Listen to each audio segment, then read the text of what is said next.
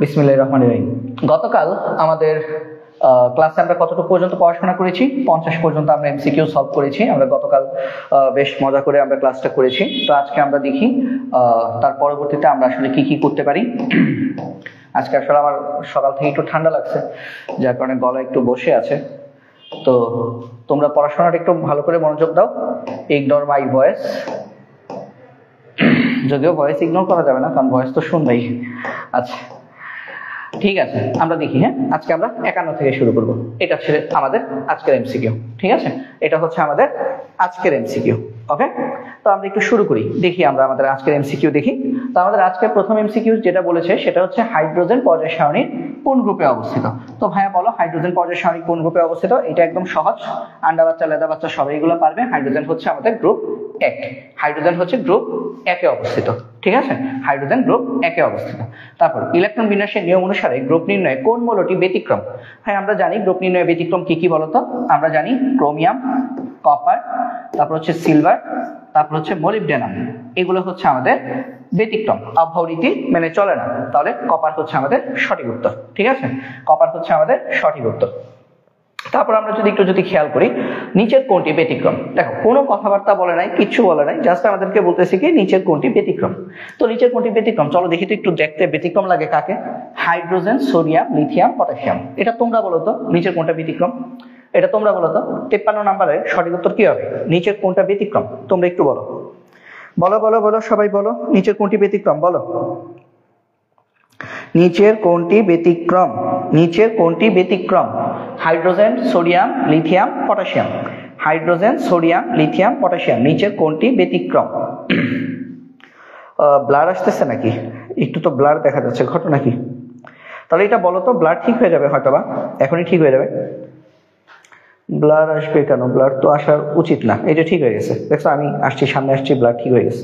তো বলো তো একটু, নিচের কোনটি ব্যতিক্রম? এটা সঠিক উত্তর কি হবে? পারবা কেউ? পারতে হবে তো, পারতে হবে এবং বলতে হবে, সবাইকেই বলতে হবে, পারতে হবে। তো সবাই একটু বলো, নিচের কোনটি ব্যতিক্রম? Hydrogen, sodium, lithium, potassium. কেউ পারবা? নিচের কোনটি ব্যতিক্রম বলো। পারবা না? নিচের কোনটা ব্যতিক্রম কেউ বলতে পারবা না? এই হচ্ছে তোমাদের অবস্থা নাকি? পড়াশোনা তো গেছে, একদম গোল্লাই গেছে সবগুলার। পড়াশোনা তো একদম গেছে, নিচের কোনটা ব্যতিক্রম কেউ পারে না। হাই হাই হাই হাই, তোমরা কিভাবে, তোমরা পরীক্ষা দিবা? তোমরা কিছুদিন পরে তোমরা এসএসসি পরীক্ষা দিবা। আমি তো টেনশনে পড়ে গেছি তোমাদের নিয়ে। নিচের কোনটি ব্যতিক্রম বলো। নাই নাই। আচ্ছা, আমি দেখতে পাচ্ছি ইশফার আছে। ওয়ালাইকুম আসসালাম। তো ইশফার হচ্ছে কি এইচএসসি 26 ব্যাচের। তো হচ্ছে ঠিক আছে, তোমরাও পারো না কেউ? মানে সিনিয়র যারা ক্লাস দেখতেছো, তোমরা অন্তত একটু সাহায্য করে দাও জুনিয়রদেরকে। নিচের কোনটি ব্যতিক্রম? এত এত লাফাচ্ছে কেন জিনিসটা, ক্লাসটা? আমি তো এটাই বুঝতেছি না। আচ্ছা, নিচের কোনটি ব্যতিক্রম? এটা সঠিক উত্তর কি? এটা সঠিক উত্তর হচ্ছে হাইড্রোজেন। আরে বলদের দল, তোরা আসলে কিছুই পারিস না। নিচের কোনটি ব্যতিক্রম? সঠিক উত্তর হচ্ছে হাইড্রোজেন। কেন সঠিক উত্তর হাইড্রোজেন? কেন সঠিক উত্তর হাইড্রোজেন সেটা বলতে পারবা? খেয়াল করে দেখো, লিথিয়াম, সোডিয়াম, পটাশিয়াম এরা সবাই কি গ্রুপ 1 এর মৌল। এরা সবাই হচ্ছে ক্ষার ধাতু। হাইড্রোজেনও গ্রুপ 1 এর মৌল, বাট ভাইয়া এটা কিন্তু ক্ষার ধাতু না। তার মানে গ্রুপ 1 এর হওয়া সত্ত্বেও হাইড্রোজেন ক্ষার ধাতু নয়, এই জন্য হাইড্রোজেন হচ্ছে একটা ব্যতিক্রম। ঠিক আছে, গ্রুপ 1 এর ধাতু হওয়া সত্ত্বেও হাইড্রোজেন ক্ষার ধাতু নয়, এই কারণে হাইড্রোজেন হচ্ছে আমাদের ব্যতিক্রম। ঠিক আছে, আশা করি সবাই বুঝতে পেরেছো। আজকে তো অটো ফোকাস নিচ্ছে কেন বেচারা?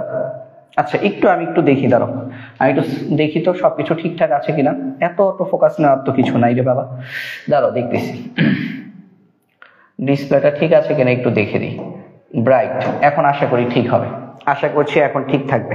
তারপরে দেখি, একই পর্যায়ে বাম থেকে ডানে মৌলের ধাতব ধর্মের কি পরিবর্তন হয়? একই পর্যায়ে বাম থেকে ডানে গেলে মৌলের ধাতব ধর্মের কি কি পরিবর্তন হয়? ভাই আমরা গত ক্লাসে পড়েছিলাম বাম থেকে ডানে গেলে আয়িক বাড়ে, আধা কমে, তাই না? তাহলে আমরা একটু লিখি। দেখো, আমরা একটা ছক, একটা হচ্ছে ঘর আঁকবো, এরকম একটা ঘর চিন্তা করব। এই ঘরের আমরা যদি বাম থেকে ডানে যাই, বাম থেকে ডানে, আর আরেকটা হচ্ছে কি উপর থেকে নিচে, উপর থেকে নিচে। তো মনে রাখবা বাম থেকে ডানে গেলে আমাদের আইট বাড়ে। আইট মানে কি? আয়নীকরণ শক্তি, ইলেকট্রন আসক্তি, তড়িৎ ঋণাত্মকতা। উপরের দিকে তীর চিহ্ন, তার মানে এদিকে আইট বাড়বে। এদিকে যদি আইট বাড়ে তাহলে এদিকে আধা কমবে। আধা মানে কি? আতে আকার, ধাতে ধাতব ধর্ম। উপর বাম থেকে ডানে গেলে আইট বাড়ে, আধা কমে। তাহলে উপর থেকে নিচে উল্টো হবে, অর্থাৎ উপর থেকে নিচে আইট কমবে, আয়নীকরণ শক্তি, ইলেকট্রন আসক্তি এবং তড়িৎ ঋণাত্মকতা কমবে, কিন্তু আকার এবং ধাতব ধর্ম আধা বৃদ্ধি পাবে। এই জিনিসটা যদি মনে রাখতে পারো, এই টপিক থেকে যে কোনো এমসিকিউ আসলে আমরা আনসার করতে পারবো, খুবই সহজে আনসার করতে পারবো। এখন দেখো একই পর্যায়ে বাম থেকে ডানে, আমাকে প্রশ্নে কি বলেছে? বাম থেকে ডানে। তাহলে বাম থেকে যদি ডানে যাও তাহলে দেখো ধাতব ধর্মের কি রূপ পরিবর্তন হবে? ধা, আধা, ধাতব ধর্ম ধা। বাম থেকে ডানে গেলে ধা কমে, আধা কমে, আকার কমে, ধাতব ধর্ম কমে, অর্থাৎ কমবে। একই পর্যায়ে বাম থেকে ডানে গেলে ধাতব ধর্ম কমবে, এই যে দেখো ধাতব ধর্ম হ্রাস পায়। সঠিক উত্তর হচ্ছে ধাতব ধর্ম হ্রাস পাবে। ঠিক আছে, কি বলছো? মাত্র সাউন্ড কই? কি বলো? সাউন্ড নাই? তো সাউন্ড নাই এতক্ষণ বলতেছো কেন? সাউন্ড কি শুনতে পাচ্ছ না কেউ? সাউন্ড কি শুনতে পাচ্ছ না কেউ? আমার এখানে সাউন্ড আছে তো। সাউন্ড কি শুনতে পাচ্ছ না? আমাকে একটু বলো তো। আমার এখানে সাউন্ড আছে তো। সাউন্ড কি শুনতে পাচ্ছ তোমরা? আমার এখানে সাউন্ড আছে। সাউন্ড কি শুনতে পাচ্ছ তোমরা?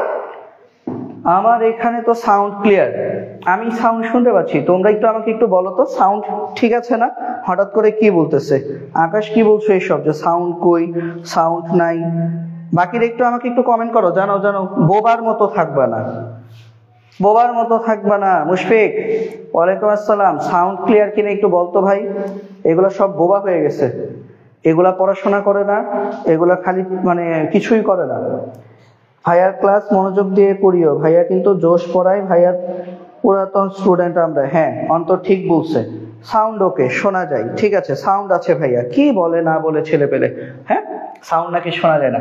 তুমি হচ্ছে তোমার কানের ডাক্তার দেখাইতে হবে, বুঝছো? তুমি কানের ডাক্তার দেখাবা, অথবা হচ্ছে তোমার হচ্ছে মোবাইলের সমস্যা আছে, হয়তো মোবাইলের ডাক্তার দেখাবা, নাহলে তুমি নিজে ডাক্তার দেখাবা। দুইটার একটা করতে হবে, ঠিক আছে? দুইটার মধ্যে যে কোনো একটা করতে হবে, ঠিক আছে? দুইটার মধ্যে যে কোনো একটা করতে হবে। কনফিউজ করো না ভাইয়ারে, কারণ হচ্ছে একজন এরকম একটা উল্টাপাল্টা কিছু একটা লিখলে তো পরে ক্লাসের মনোযোগ নষ্ট হয়ে যায়। ঠিক আছে, সাউন্ড ঠিক আছে, ওকে। যাই আমরা পরে দেখি, কোনটির ধাতব ধর্ম বেশি? কোনটির ধাতব ধর্ম বেশি? খেয়াল করো, ধাতব ধর্ম বেশি কোনটির? আমরা আবার বাম থেকে ডান এবং উপর থেকে নিচের কন্ডিশনটা দেখব। বাম থেকে ডানে গেলে আমাদের আয়নীকরণ শক্তি, ইলেকট্রন আসক্তি, তড়িৎ ঋণাত্মকতা বাড়ে এবং আধা কমে। ঠিক আছে, কিন্তু আমাকে বলছে কোনটার ধাতব ধর্ম বেশি। তো আধা বাড়ে কোথায় ভাই? উপর থেকে নিচে। উপর থেকে নিচে আয়নীকরণ শক্তি, ইলেকট্রন আসক্তি, তড়িৎ ঋণাত্মকতা কমে, কিন্তু আধা অর্থাৎ আকার এবং ধাতব ধর্ম বৃদ্ধি পায়। তাহলে ধাতব ধর্ম এই জিনিসটা বাড়ে কোথায়? উপর থেকে নিচে।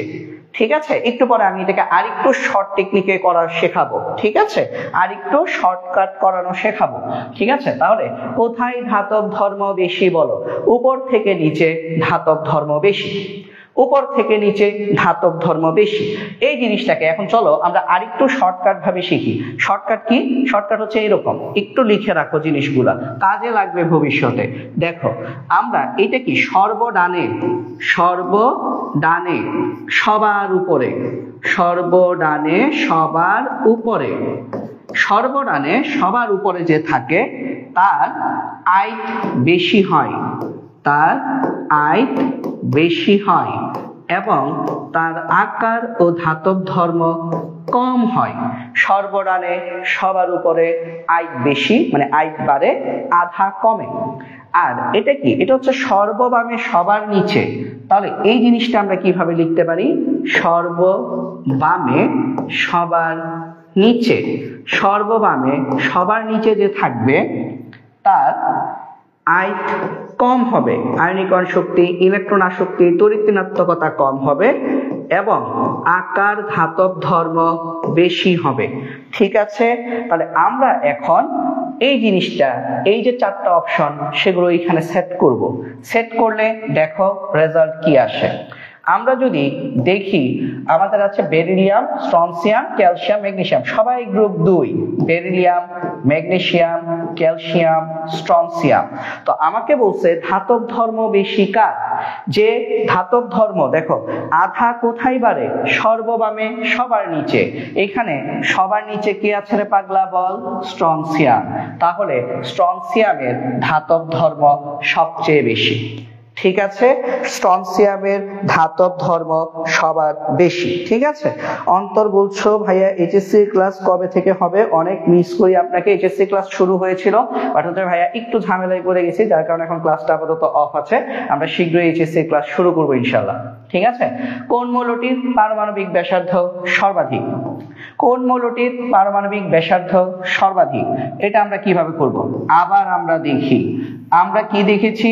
সর্ববামে পারমাণবিক ব্যাসার্ধ মানে কি? আমি এখন শুধু সিঙ্গেল ডিজিটে লিখবো, আর অত কথা লিখবো না। ব্যাসার্ধ, পারমাণবিক ব্যাসার্ধ মানে কি? আধা। আকার, পারমাণবিক ব্যাসার্ধ মানে কি? আকার, অর্থাৎ আধা। আধা বেশি কোথায় ভাইয়া? আধা বেশি এই জায়গায়, এই জায়গায় আমাদের আ এবং ধা বেশি, অর্থাৎ সর্ববামে সবার নিচে আধা বেশি। সর্ববামে সবার নিচে যে থাকবে তার আকার বেশি, আকার বড়, ধাতব ধর্ম বেশি। আকার মানে পারমাণবিক ব্যাসার্ধ। তাহলে আমরা যদি এখানে অপশনগুলো যদি চেক করি, ব্রোমিন, সালফার, ক্যালসিয়াম, ম্যাগনেসিয়াম, প্রথমেই আছে ম্যাগনেসিয়াম, ম্যাগনেসিয়ামের নিচে হচ্ছে ক্যালসিয়াম, তারপরে কি আছে? সালফার হচ্ছে ম্যাগনেসিয়ামের একই পর্যায়ে, এবং ব্রোমিন কোথায়? ব্রোমিন হচ্ছে ক্যালসিয়ামের পর্যায়ে, চতুর্থ পর্যায়ের 17 নম্বর মৌল হচ্ছে ব্রোমিন। তাহলে সর্ববামে সবার নিচে কে আছে?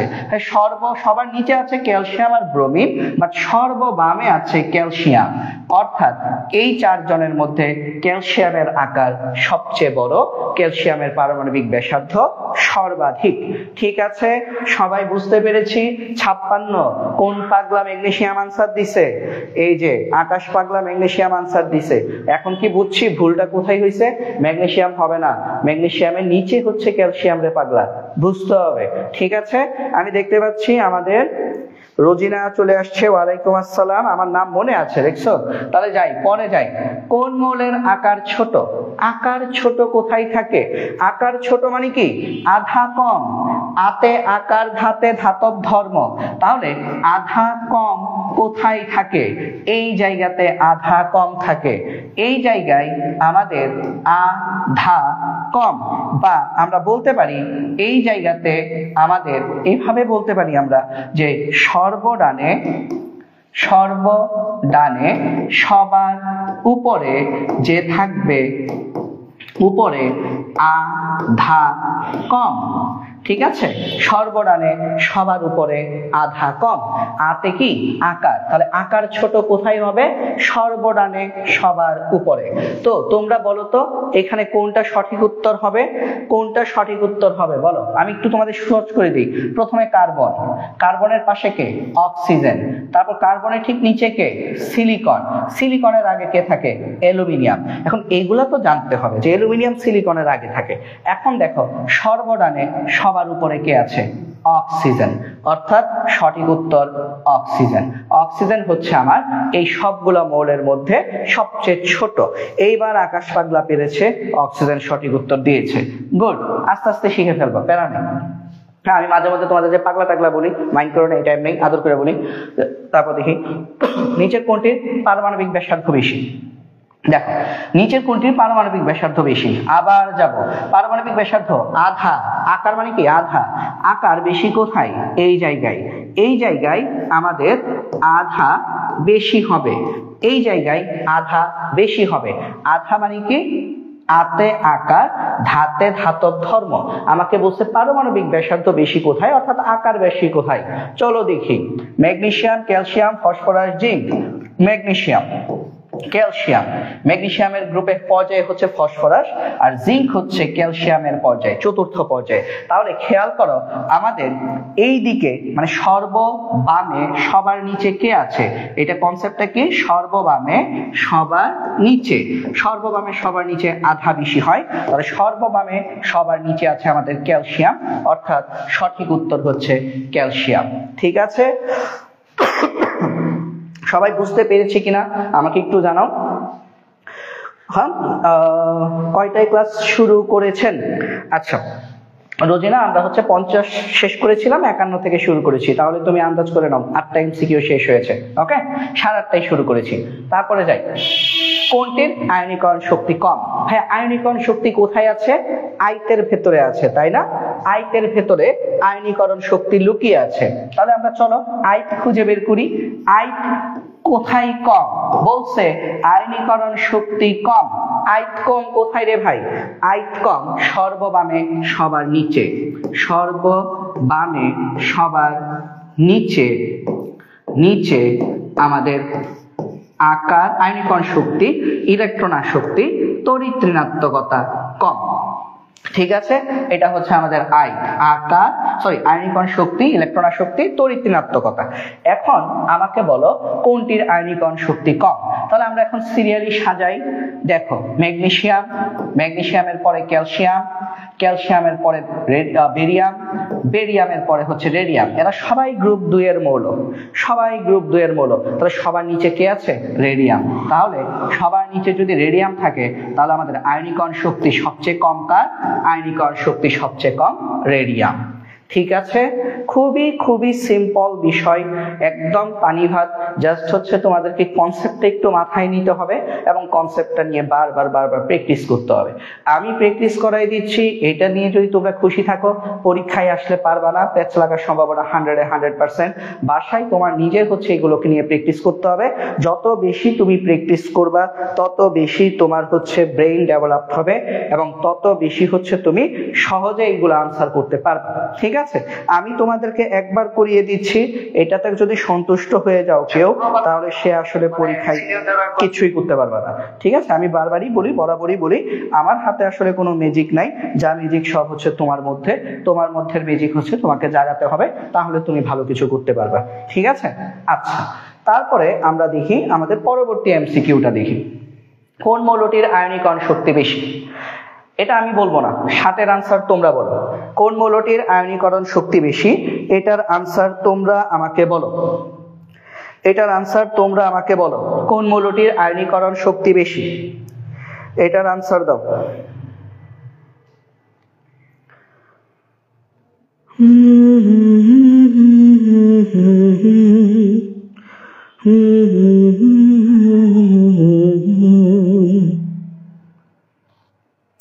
আচ্ছা, আকাশ বলছো সোডিয়াম, আকাশ বলছে সোডিয়াম। দেখি আরো কিছু উত্তর আমি চাচ্ছি।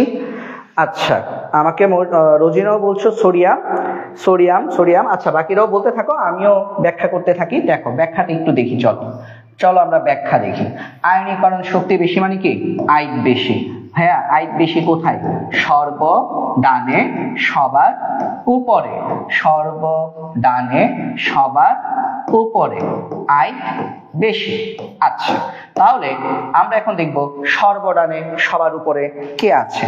চলো আমরা দেখি, সোডিয়াম, পটাশিয়াম, ক্যালসিয়াম, ম্যাগনেসিয়াম। অর্থাৎ সোডিয়াম, সোডিয়ামের পাশে হচ্ছে ম্যাগনেসিয়াম, সোডিয়ামের নিচে পটাশিয়াম, পটাশিয়ামের নিচে ক্যালসিয়াম। হইল? হইল না। এখন বলো আয়তকার বেশি, এখন বলো আয়তকার বেশি। উত্তর যে দিয়েছ, উত্তর হয়নি। এখন বলো কার আয়নীকরণ শক্তি বেশি? এখন বলো কার আয়নীকরণ শক্তি বেশি? সর্বডানে সবার উপরে। এখন ঠিক আছে, এখন ঠিক আছে, এখন আলিম ঠিক আছে, আকাশ ঠিক আছে, এখন হচ্ছে ম্যাগনেসিয়াম। তাহলে ঝামেলাটা কোথায় তোমাদেরকে কি আমি ধরাতে পেরেছি? তোমাদের ঝামেলা এটা না, এটা তোমরা এখন বুঝে ফেলছো। সর্বডানে সবার উপরে আয়ত বেশি হয়, আধা কম হয়। সর্ববামে সবার নিচে আয়ত কম হয়, আধা বেশি হয়। ওটা ফেক না, ঝামেলা হচ্ছে এই বক্সটা তুমি আঁকতে পারো না। এই বক্সটা বাসায় প্র্যাকটিস করতে হবে। ঠিক আছে, আমার কাজ তোমাদেরকে ঝামেলা ধরাই দেওয়া, তোমার কাজ ওই ঝামেলাটা বারবার প্র্যাকটিসের মাধ্যমে মানে দূর করা, ঠিক আছে, এটা হচ্ছে আসল কথা। তাহলে সঠিক উত্তর হচ্ছে ম্যাগনেসিয়াম। ওকে, আচ্ছা তাহলে দেখি নিচের কোন মৌলটির আয়নীকরণ শক্তি বেশি। এটার সঠিক উত্তর দাও তো দেখি, এটা কি হবে বলো? নিচের কোন মৌলটির আয়নীকরণ শক্তি বেশি, এটার সঠিক উত্তর কি হবে? হ্যাঁ আবার দিয়েছি আলিম, আবার দিয়েছি, দেখো ঠিক আছে। আজকে সবগুলো তোমাদেরকে দিয়েই করাবো আমি। একটু ঝটপট আনসার দিবা, হ্যাঁ ভুল করো শুদ্ধ করো, একটু ঝটপট ফার্স্ট টাইম আনসার দেওয়ার চেষ্টা করবা। নিচের কোন মৌলটির আয়নীকরণ শক্তি বেশি? নিচের কোন মৌলটির আয়নীকরণ শক্তি বেশি?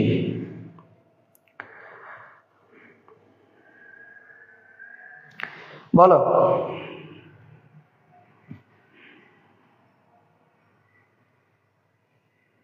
আচ্ছা আলিম বলছো ক্যালসিয়াম, তো দেখি তো ক্যালসিয়াম হয়েছে কিনা সঠিক উত্তর। Calcium calcium calcium. আলিম যখন উত্তর দেওয়া শুরু করে খালি টিপ টিপ টিপ টিপ টিপ টিপ দিতে থাকে নাকি মানে বাটনের মধ্যে মনে করো মানে ধরে রাখে ইচ্ছা মতে যে এক আনসার দিতে থাকে দিতে থাকে। আচ্ছা আকাশ ক্যালসিয়াম, আচ্ছা মর্জিনা সরি রোজিনা আবার উল্টা কথা বলছে, রোজিনা বলছে পটাশিয়াম। তো দেখি এখন একটু ঝামেলা হয়ে গেল না, একজন বলছে পটাশিয়াম, দুইজন বলছে ক্যালসিয়াম। চলো দেখি আমরা একটু খেয়াল করি। হ্যাঁ আর কেউ কিছু বলবা? রুবিডিয়াম, স্ট্রনসিয়াম এগুলো কেউ বলো, তাহলে ভালো লাগবে দেখতে, একটু কম্পিটিশন হোক নাকি। দেখো তাহলে আমাদের আয়নীকরণ শক্তি বেশি কোথায়? আমার এখানে বেশি, সর্বডানে সবার উপরে, সবার উপরে, সর্বডানে সবার উপরে যে থাকবে তার আয়নীকরণ শক্তি বেশি হবে। তাহলে আমরা যদি চেক দেই পটাশিয়াম, তারপর ক্যালসিয়াম, তারপর রুবিডিয়াম, তারপর স্ট্রনসিয়াম, ঠিক আছে রোজিনা বুঝেছি, কোথায় ভুল করেছি? এই যে ক্যালসিয়াম সর্বডানে এবং সবার উপরে, সঠিক উত্তর ক্যালসিয়াম। ওকে, আশা করি আমরা এখন বুঝতে পেরেছি আমাদের ভুলগুলা কোথায় হচ্ছে, আমাদের মাথা ঠিকভাবে কাজ করতে হবে। তারপরে যাই, নিচের আয়নীকরণ শক্তির কোন ক্রমটি সঠিক, এটা আমি তোমাদেরকে একটু বলে দিই কোন ক্রমটি সঠিক। দেখো তোমরাও করতে থাকো আমিও করতে থাকি। দেখো আয়নীকরণ শক্তির ক্রম কোনটি? আমরা যদি লিখি লিথিয়াম, এখানে কি কি দেওয়া আছে? Lithium, sodium, potassium. আমরা জানি উপর থেকে নিচে গেলে আয়ন কমে, আমরা জানি এই দিকে যত যাব তত আয়নীকরণ শক্তি, ইলেকট্রন আসক্তি, তড়িৎ ঋণাত্মকতা কমবে। সেই হিসেবে লিথিয়ামের আয়নীকরণ শক্তি সবচেয়ে বেশি, তারপর সোডিয়াম, তারপর পটাশিয়াম। আয়নীকরণ শক্তির ক্রম হচ্ছে এইটা, লিথিয়ামের আয়নীকরণ শক্তি সবচেয়ে বেশি। তাহলে এখানে অপশন কোনটা আছে? এই যে এইটা, পটাশিয়াম থেকে সোডিয়ামের আয়নীকরণ শক্তি বেশি এবং সোডিয়াম থেকে লিথিয়ামের আয়নীকরণ শক্তি বেশি। ঠিক আছে, আকাশের উত্তর সঠিক, সঠিক উত্তর এ। ওকে, তারপরে যাই, কোনটির আয়নীকরণ শক্তি কম? এটা তোমরা বলো, ট্রাই করো কোনটির কোনটির। আলিম বলছে আজকে কুইজ দিবেন না, এটা সম্পূর্ণ আমার উপর নির্ভর করে, কোনোদিন দিতেও পারি, কোনোদিন বেশিও দিতে পারি, কোনোদিন নাও দিতে পারি, এটা আমার উপর ডিপেন্ড করতেছে। হ্যাঁ ঠিক আছে, কেউ কুইজের জন্য যদি ক্লাসে আসো শক্ত বাইক খাবা যে কুইজ দিবে, কুইজের জন্য আসবা না, সবাই পড়াশোনা করতে আসবা, ঠিক আছে। কুইজ যদি দেই দিব, এটা আমার ইচ্ছা। দেখো কোনটির আয়নীকরণ শক্তি কম, বলো কোনটির আয়নীকরণ শক্তি কম? আয়নীকরণ শক্তি কম কোনটির, বলো আয়নীকরণ শক্তি কম কোনটির?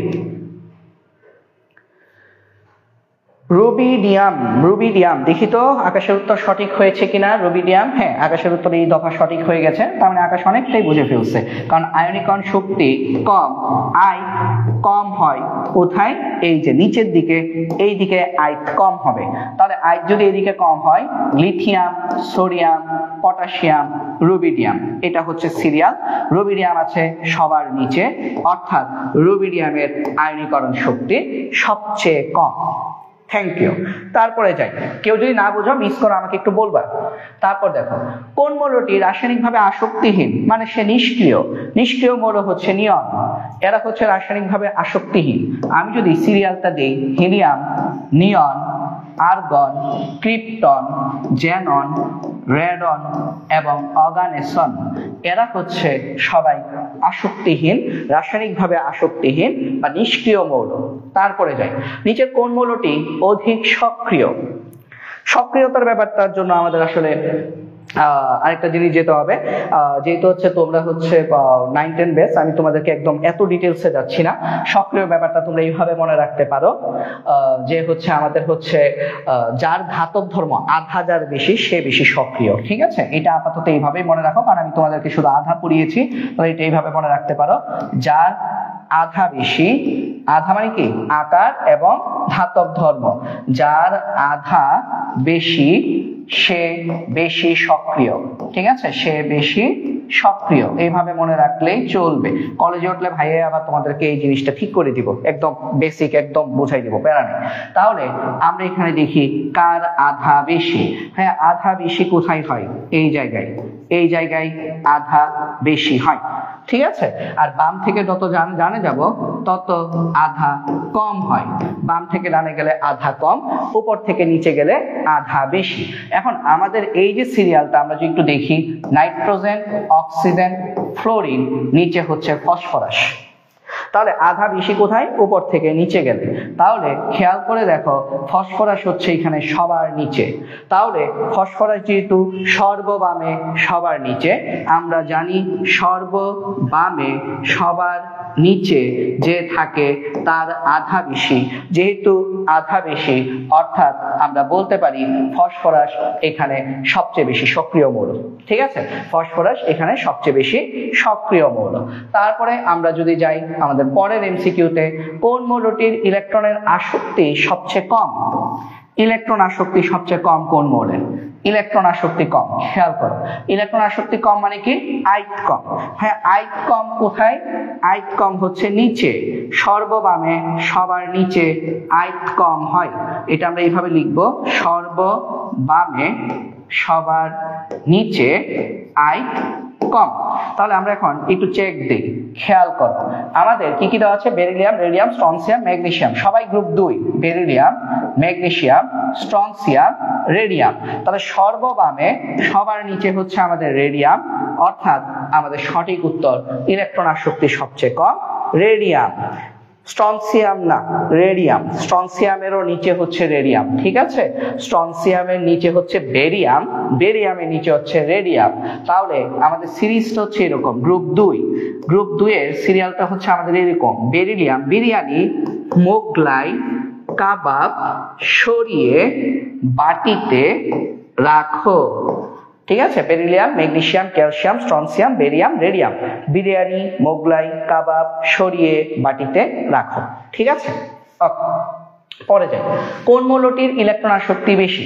দেখো, আমি এখন কিছু করে ফেলি, হ্যাঁ, ঠাস ঠাস করে করি, আবার পরের দিকে তোমাদেরকে দিচ্ছি।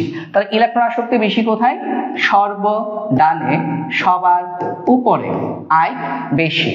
সর্বডানে সবার উপরে মানে সবার উপরে থাকবে এবং সবার ডানে থাকবে। ঠিক আছে, তাহলে আমরা যদি দেখি কি কি আছে, বেরিলিয়াম, বোরন, অক্সিজেন, নাইট্রোজেন, সব একই গ্রুপের। Beryllium, boron, nitrogen, oxygen. খেয়াল করে দেখো, অক্সিজেন সবার ডানে আছে, অর্থাৎ সবার ডানে থাকার কারণে অক্সিজেনের ইলেকট্রন আসক্তি এই চারটার মধ্যে সবচেয়ে বেশি। অক্সিজেনের ইলেকট্রন আসক্তি সবচেয়ে বেশি। ঠিক আছে, সবচেয়ে বেশি। তারপরে যদি দেখি নিচের কোন মৌলটির ইলেকট্রন আসক্তির মান সবচেয়ে বেশি? সেম একটা প্রশ্ন আসছে, কিন্তু এখানে একটু ঝামেলা আছে। এখানে ঝামেলাটা কি আমি তোমাদেরকে একটু বোঝাই। এখানে একটা ব্যতিক্রম আছে, এই ব্যতিক্রমটা আমাদের সিকিউতেও আসে, তাই না? খেয়াল করো, আমরা জানি আসক্তি আই সবচেয়ে বেশি কোথায়? আই এদিকে বাড়ে, আর যত নিচে যাবে তত আই কমে। ঠিক আছে, নিচে গেলে আই কমে। এখন দেখো সিরিয়ালটা কি, ফ্লোরিন, ক্লোরিন, ব্রোমিন, আয়োডিন। তবে সেই হিসেবে আয়নীকরণ শক্তি, ইলেকট্রন আসক্তি সবচেয়ে বেশি হওয়ার কথা কার? ফ্লোরিনের। বাট আমরা একটা প্রশ্ন পড়ি যে ফ্লোরিনের চেয়ে ক্লোরিনের ইলেকট্রন আসক্তি বেশি কেন? অ্যাকচুয়ালি আমাদের এটা হওয়া উচিত ছিল এরকম, ফ্লোরিনের ইলেকট্রন আসক্তি সবচেয়ে বেশি, তারপর ক্লোরিন, তারপর ব্রোমিন, তারপর আয়োডিন। বাট এটা হয় না, এটা হয় না। আমাদের হয় কোনটা? আমাদের হয় এটা, ক্লোরিনের ইলেকট্রন আসক্তি সবচেয়ে বেশি, তারপর ফ্লোরিন, তারপর ব্রোমিন, তারপর আয়োডিন। এটা হচ্ছে আমাদের সঠিক প্যাটার্ন বা সঠিক ক্রম আয়নীকরণ শক্তি, সরি ইলেকট্রন আসক্তি। কেন? এটার কারণ হচ্ছে ফ্লোরিনের আকার ছোট, তাই ফ্লোরিনের ইলেকট্রনের মেঘ ঘনত্ব বেশি, ফলে ফ্লোরিনের আয়নীকরণ শক্তির মান অনেক বেশি। এই কারণে ফ্লোরিনের ইলেকট্রন আসক্তি ক্লোরিনের চেয়ে কম। দুইটা কারণ, ফ্লোরিনের আকার ছোট এবং ফ্লোরিনের ইলেকট্রন মেঘের ঘনত্ব বেশি হওয়ার কারণে ফ্লোরিনের ইলেকট্রন আসক্তি ক্লোরিনের চেয়ে কম হয়। এটা আমরা এই সিরিয়ালটা মনে রাখবো। তাহলে এখানে সবচেয়ে বেশি কার মান? ক্লোরিন। ক্লোরিনের ইলেকট্রন আসক্তি সবচেয়ে বেশি। ঠিক আছে, ক্লোরিনের ইলেকট্রন আসক্তি সবচেয়ে বেশি। আশা করি এটা আমরা সবাই পারি। এটা যদি নাও যদি পারি তাহলে আজকে আমরা এটা বাসায় গাইডে বা টেস্ট পেপারে দেখে নিব। প্রশ্নটা হচ্ছে এরকম, প্রশ্নটা আমি একটু লিখে দিই। প্রশ্নটা হচ্ছে ফ্লোরিনের চেয়ে ক্লোরিনের ইলেকট্রন আসক্তি বেশি কেন? এটা আমাদের প্রশ্ন পরীক্ষায় আসে। ইলেকট্রন আসক্তি বেশি কেন? ফ্লোরিনের চেয়ে ক্লোরিনের ইলেকট্রন আসক্তি বেশি কেন? এটা আমাদের পরীক্ষায় আসে। ঠিক আছে, এটা ভেরি ভেরি ইম্পর্টেন্ট। তো এটা হচ্ছে বাসায় তোমরা পড়ে নিবে। তারপরে দেখো নিচের কোন মৌলটি অধিকতর তড়িৎ ঋণাত্মক? বেশি তড়িৎ ঋণাত্মক কোনটি? আইটের হিসাব আসবে। তাহলে আইট কোথায় বেশি? আইট হচ্ছে এখানে বেশি, সর্বডানে সবার উপরে আইট বেশি। আইট বেশি কোথায়? সর্বডানে সবার উপরে। ঠিক আছে, আমি আজকের ক্লাস শেষ হওয়ার পর এই পিডিএফটা আমাদের ইউটিউব চ্যানেলে যে ডেসক্রিপশন লিংক সেখানে দিয়ে দিব। পিডিএফটা সবাই পেয়ে যাবা। ঠিক আছে, আমার এই হাতে লেখা পিডিএফটা সবাই পেয়ে যাবা। তো সেখান থেকে দেখে নিও। কার্বন, নাইট্রোজেন, অক্সিজেন, ফ্লোরিন, এটা হচ্ছে সিরিয়াল, সবাই একই পর্যায়ে। তাহলে সর্বডানে আছে ফ্লোরিন, অর্থাৎ ফ্লোরিনের তড়িৎ ঋণাত্মকতা সবচেয়ে বেশি। শুধু তাই নয়, ফ্লোরিনের তড়িৎ ঋণাত্মকতা হচ্ছে 4। পৃথিবীতে যত মৌল আছে সবচেয়ে বেশি তড়িৎ ঋণাত্মক মৌল হচ্ছে ফ্লোরিন। ঠিক আছে, ফ্লোরিন হচ্ছে পৃথিবীর সবচেয়ে বেশি তড়িৎ ঋণাত্মক মৌল। নিচের কোন মৌলটির তড়িৎ ঋণাত্মকতা সবচেয়ে বেশি? এটা তোমরা বলো তো আমাকে। আইট কোথায় বেশি? এই 4 জনের মধ্যে আমাকে একটু বের করে বলো তো, নিচের কোন মৌলটির তড়িৎ ঋণাত্মকতা সবচেয়ে বেশি? এটা বলো, এটা সবাই বলো। এবং সবাই যারা যারা ক্লাসে আছো, যারা এসএসসি 25 ব্যাচের ক্লাসে আছো, সবাই একটু রেসপন্স করবা। ঠিক আছে, একজন আমি দেখি সবসময় 3-4 জনই উত্তর দেয়, বাকিরা শুধু শোনে, এটা ঠিক না। তো আমাকে আনসার দাও। আচ্ছা, আকাশ বলছো অ্যালুমিনিয়াম, তাই না? অ্যালুমিনিয়াম, চলো তো দেখি অ্যালুমিনিয়াম হয় কিনা। বাকিরা আনসার দিতে থাকো, দেখি নিচের কোনটির তড়িৎ ঋণাত্মকতা সবচেয়ে বেশি? তড়িৎ ঋণাত্মকতা কোথায় বেশি? এই জায়গায়। আইট এখানে বেশি। কোথায়? সর্বডানে সবার উপরে। সর্বডানে সবার উপরে। আমি এখন আরেকটু শর্টকাট লিখি, ডানে উপরে, ডানে উপরে। হ্যাঁ, এটা লিখলে আসলে আমরা বুঝে যাবো, ডানে উপরে। আর এখানে কি লিখবো? বামে নিচে। তো ডানে উপরে কে আছে দেখি? Magnesium, aluminium, chlorine, calcium. Good, Akash পেরেছে, সাবাস। আকাশের উত্তর সঠিক হয়েছে। কারণ উত্তর কি সঠিক হয়েছে? না, দেখো তো, অ্যালুমিনিয়াম না, সঠিক উত্তর কি? ক্লোরিন। ঠিক আছে, হ্যাঁ, আকাশ যদিও শুধরে নিয়েছে নিজেকে। আর আলিম কোত্থেকে জানি রুবিডিয়াম, হাজার বার রুবিডিয়াম লিখতেছে, আমি জানি না আলিম কোন প্রশ্নের উত্তর। আচ্ছা, আকাশও দেখলাম বারবার রুবিডিয়াম দিতেছে, কোত্থেকে কি আসলো আমি তো বুঝতেছি না। হ্যাঁ, এটা তো এরকম হওয়ার কথা না। আচ্ছা, সরি, ক্লোরিন হবে। আচ্ছা ঠিক আছে, ক্লোরিন হবে। হ্যাঁ ঠিক আছে, ক্লোরিন হবে। ওকে, তাহলে সঠিক উত্তর কি? সঠিক উত্তর হচ্ছে আমাদের ক্লোরিন। ওকে, সঠিক উত্তর হচ্ছে আমাদের ক্লোরিন। আমরা আচ্ছা, নেট প্রবলেম, আগের গুলা চলে আসছে সব, তাই না? আচ্ছা, আমিও সেটাই দেখলাম, রুবিডিয়াম তো এখানে অপশনেই নাই। তারপর দেখো, ক্ষার ধাতু সমূহের বহিস্থ স্তরে ইলেকট্রন সংখ্যা কয়টি? হ্যাঁ, ক্ষার ধাতুর বহিস্থ স্তরে ইলেকট্রন থাকে একটা। ক্ষার ধাতু এদের বহিস্থ স্তরে ইলেকট্রন কয়টা থাকে? একটি। ক্ষার ধাতুর ইলেকট্রন বিন্যাস হচ্ছে NS1। যদি বলতো মৃৎ ক্ষার ধাতুর ইলেকট্রন বিন্যাস হচ্ছে NS2। মৃৎক্ষার ধাতুর ইলেকট্রন বিন্যাস হচ্ছে NS2। ঠিক আছে, তারপরে আমাদের বাকি যেগুলো আছে, নিকটোজেন, চালকোজেন, তাদেরগুলো একটু লিখে দেই আমি। নিকটোজেন মানে গ্রুপ 15 আর কি, যেটা আমি গতকাল বলেছিলাম নিকটোজেনের কথা। নিকটোজেনের ইলেকট্রন বিন্যাস হচ্ছে NS2NP3। তারপর হচ্ছে চালকোজেন, গ্রুপ 16 যেটা, চালকোজেনের ইলেকট্রন বিন্যাস হচ্ছে NS2NP4। তারপর হচ্ছে আমাদের হ্যালোজেন। হ্যালোজেন সামুদ্রিক লবণ উৎপাদনকারী। হ্যালোজেন এদের ইলেকট্রন বিন্যাস হচ্ছে NH2NP5। আর ফাইনালি হচ্ছে আমাদের নিষ্ক্রিয় গ্যাস বা নোবেল গ্যাস বা অভিজাত গ্যাস, এদের ইলেকট্রন বিন্যাস হচ্ছে NH2NP6। ওকে, তাহলে আমাদের ক্ষার ধাতুর বহিস্থ স্তরে ইলেকট্রন সংখ্যা হচ্ছে আমাদের কয়টি? ক্ষার ধাতুর বহিস্থ স্তরে আমাদের ইলেকট্রন সংখ্যা হচ্ছে একটি। ঠিক আছে, তারপরে যাই আমরা নিচের কোন মৌলটি ক্ষার ধাতু? ক্ষার ধাতু তাহলে কোনটা? ক্ষার ধাতু হচ্ছে আমাদের রুবিডিয়াম। কেন? কারণ ম্যাগনেসিয়াম, ক্যালসিয়াম, রেডিয়াম এরা সবাই হচ্ছে গ্রুপ 2 এর মৌল, এদেরকে আমরা মৃৎক্ষার ধাতু বলি। কোনটি মৃৎক্ষার ধাতু? গ্রুপ 2 খুঁজে বের করো। মৃৎক্ষার ধাতু মানে কি? গ্রুপ 2। মৃৎক্ষার ধাতু মানে হচ্ছে গ্রুপ 2। গ্রুপ 2 এর মৌল আর্গন হচ্ছে গ্রুপ 18 নিষ্ক্রিয় গ্যাস, ক্রিপ্টন গ্রুপ 18 নিষ্ক্রিয় গ্যাস, ফ্রান্সিয়াম গ্রুপ 1 এটা একটা ক্ষার ধাতু, স্ট্রনসিয়াম হচ্ছে গ্রুপ 2 এর মৌল, স্ট্রনসিয়াম হচ্ছে আমাদের একটা মৃৎক্ষার ধাতু। তারপরে যাই, কোনটি মৃৎক্ষার ধাতু? গ্রুপ 2 বের করতে হবে। মৃৎক্ষার ধাতু মানে কি? গ্রুপ 2। তাহলে সোডিয়াম গ্রুপ 1 এর মৌল, এটা একটা ক্ষার ধাতু। পটাশিয়াম গ্রুপ 1 এর মৌল, এটা একটা ক্ষার ধাতু। জিঙ্ক এটা গ্রুপ 12 এর মৌল, এটা একটা অবস্থান্তর মৌল, সো ডি ব্লক মৌল, অবস্থান্তর না। আর ক্যালসিয়াম এটা হচ্ছে গ্রুপ 2 এর মৌল, এটা হচ্ছে একটা মৃৎক্ষার ধাতু। তারপর কোনটি মুদ্রা ধাতু? গ্রুপ 11 এর মৌলগুলোকে আমরা মুদ্রা ধাতু বলি। Group 11, group 11। এবং স্পেসিফিকলি বললে প্রাচীনকাল থেকে মুদ্রা হিসেবে ব্যবহার করা হয় কপার, সিলভার এবং গোল্ড বা অরাম। ঠিক আছে, এই তিনটা।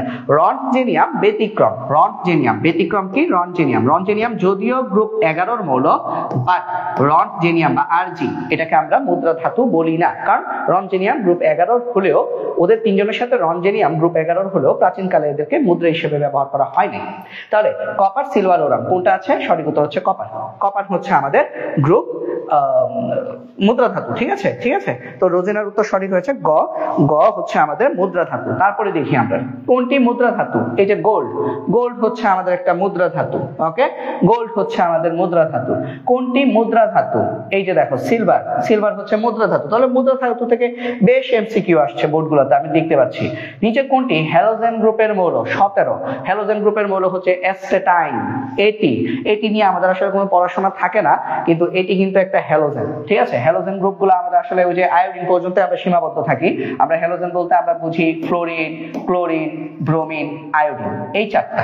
বাট ভাইয়া আয়োডিন কিন্তু পর্যায় 5, তার মানে পর্যায় 6এও একটা হ্যালোজেন আছে, পর্যায় 7এও একটা হ্যালোজেন আছে।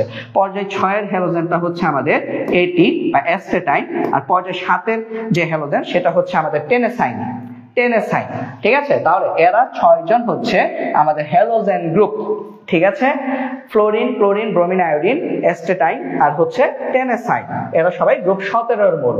তারপরে আমরা যদি দেখি কোনটির লবণ উৎপাদনকারী? ভাইয়া হ্যালোজেন গুলো হচ্ছে লবণ উৎপাদনকারী। হ্যালোজেন, হ্যালোজেন, হ্যালোজেন লবণ উৎপাদনকারী। আর হ্যালোজেন মানে কি? গ্রুপ 17। ঠিক আছে, হ্যালোজেন লবণ উৎপাদনকারী, হ্যালোজেন হচ্ছে গ্রুপ 17। তাহলে হ্যালোজেন কে? ফ্লোরিন, ফ্লোরিন হচ্ছে গ্রুপ 17। নাইট্রোজেন গ্রুপ 15, নাইট্রোজেন হচ্ছে গ্রুপ 15 এর মৌল। সিলিকন হচ্ছে গ্রুপ 14 এর মৌল। ফসফরাস গ্রুপ 15 এর মৌল। ফ্লোরিন গ্রুপ 17 এর মৌল। ঠিক আছে, তাহলে ফ্লোরিন হচ্ছে আমাদের একটা সামুদ্রিক লবণ উৎপাদনকারী। ঠিক আছে আলিম, উত্তর সঠিক। আচ্ছা, 80 একটা ফেভারিট নাম্বার হওয়া উচিত। কেন বলতো? কারণ 80 পাইলে A+ পাওয়া যায়, তাই না?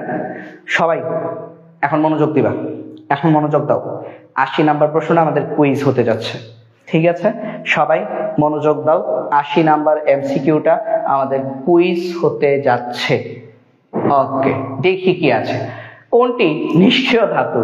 সবার আগে উত্তর যে দিবা সে পুরস্কার পাচ্ছ। সহজ হিসাব, এটা কুইজ। কোনটি নিষ্ক্রিয় ধাতু? চমৎকার একটা কোয়েশ্চেন আসছে। কোনটি নিষ্ক্রিয় ধাতু? সবার আগে উত্তর দাও, দেখি কে সবার আগে উত্তর দিতে পারে। কোনটি নিষ্ক্রিয় ধাতু? সবার আগে উত্তর দাও, দেখি সবার আগে কে উত্তর দিতে পারে। সবার আগে কে উত্তর দিতে পারে দেখি। বলো বলো বলো বলো বলো, কোনটি নিষ্ক্রিয় ধাতু? কোনটি নিষ্ক্রিয় ধাতু? আচ্ছা, আকাশ অলরেডি একটা উত্তর দিয়েছে, আমরা দেখতে পাচ্ছি। আমি আরো কয়েকটা উত্তর নিব।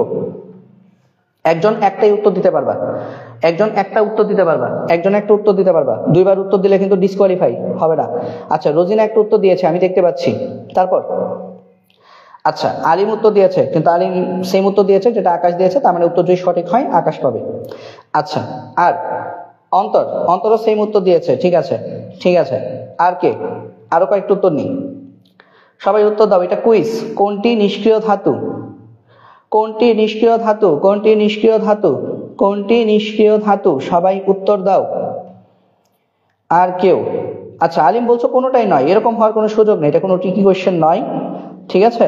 আর আলিম দুইবার উত্তর দেওয়া যাবে না, কুইজের উত্তর একবার দিতে হবে, বারবার উত্তর দিলে হবে না, বারবার উত্তর দিলে হবে না। আমি আর বেশি সময় দিব না, এর মধ্যে যদি উত্তর যদি না আসে তাহলে হচ্ছে আমরা দেখব যে কে সঠিক। এখন পর্যন্ত দুইটা উত্তর এসেছে, দুইটা উত্তর এসেছে, তো দুইটা উত্তরে আসলে যদি হয়, যদি আচ্ছা এই আবার রোজিনা বলছো একটাও নয়, একটা তো অবশ্যই। আচ্ছা আমি উত্তর দিয়ে দিই, কারোরটা হয়নি, এখন আর উত্তর দিলে হবে না, এখন আর উত্তর দিলে হবে না, সময় শেষ। সঠিক উত্তর গোল্ড, ঠিক আছে, সঠিক উত্তর গোল্ড। কারোরটা হয়নি, কারোরটাই হয়নি, সঠিক উত্তর কি? সঠিক উত্তর হচ্ছে আমাদের গোল্ড। ওকে, আচ্ছা কিভাবে গোল্ড হলো চলো আমরা একটু দেখি, চলো আমরা দেখি যে সঠিক উত্তরটা আমাদের কিভাবে গোল্ড হলো। চলো দেখি সঠিক উত্তর গোল্ড হলো কিভাবে।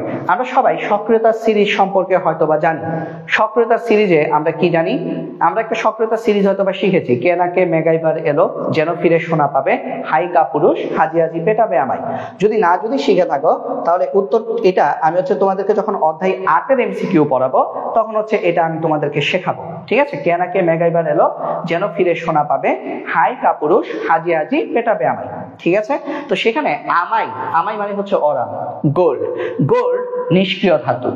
গোল্ড কেন নিষ্ক্রিয় ধাতু রে ভাই? যদি গোল্ড যদি নিষ্ক্রিয় ধাতু না হতো, তাহলে যদি গোল্ড যদি সক্রিয় ধাতু হতো তাহলে গোল্ডে মরিচা পড়তো। এই যে তোমরা স্বর্ণ ব্যবহার করো, কখনো দেখেছো স্বর্ণে মরিচা পড়তে? কখনোই পড়ে না, স্বর্ণে কিন্তু কখনোই মরিচা পড়ে না। স্বর্ণের মধ্যে যদি মরিচা পড়ে সেটা কোথায় পড়ে জানো? আমাদের এলাকায় সেটাকে পাইন বলে, মানে স্বর্ণের মধ্যে কিছু অপদ্রব্য মেশানো থাকে, কিছু ভেজাল মেশানো থাকে, ওই ভেজালগুলোর মধ্যে মরিচা পড়ে। পিওর গোল্ডে কোনোদিন মরিচা পড়ে না। কেন?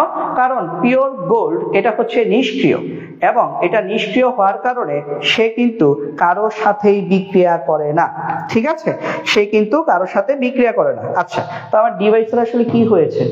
তোমরা কি আমার কথা শুনতে পাচ্ছ? আচ্ছা, পিওর গোল্ড হচ্ছে আমাদের একটা নিষ্ক্রিয় মৌল, এবং পিওর গোল্ড কখনোই কারোর সাথে বিক্রিয়া করে না।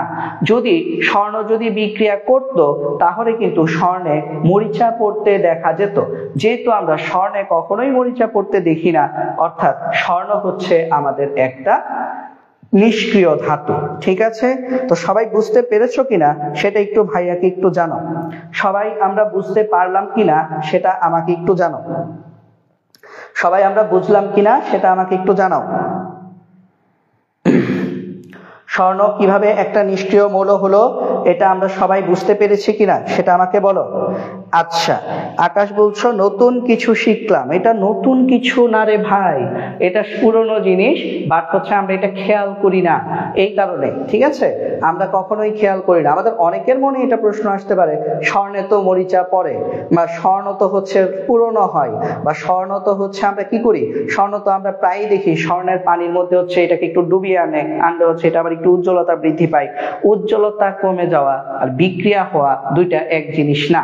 আর স্বর্ণে যদি হালকা যদি মরিচা পড়েও, সেই মরিচাটা আসলে পড়ে কিসের জন্য?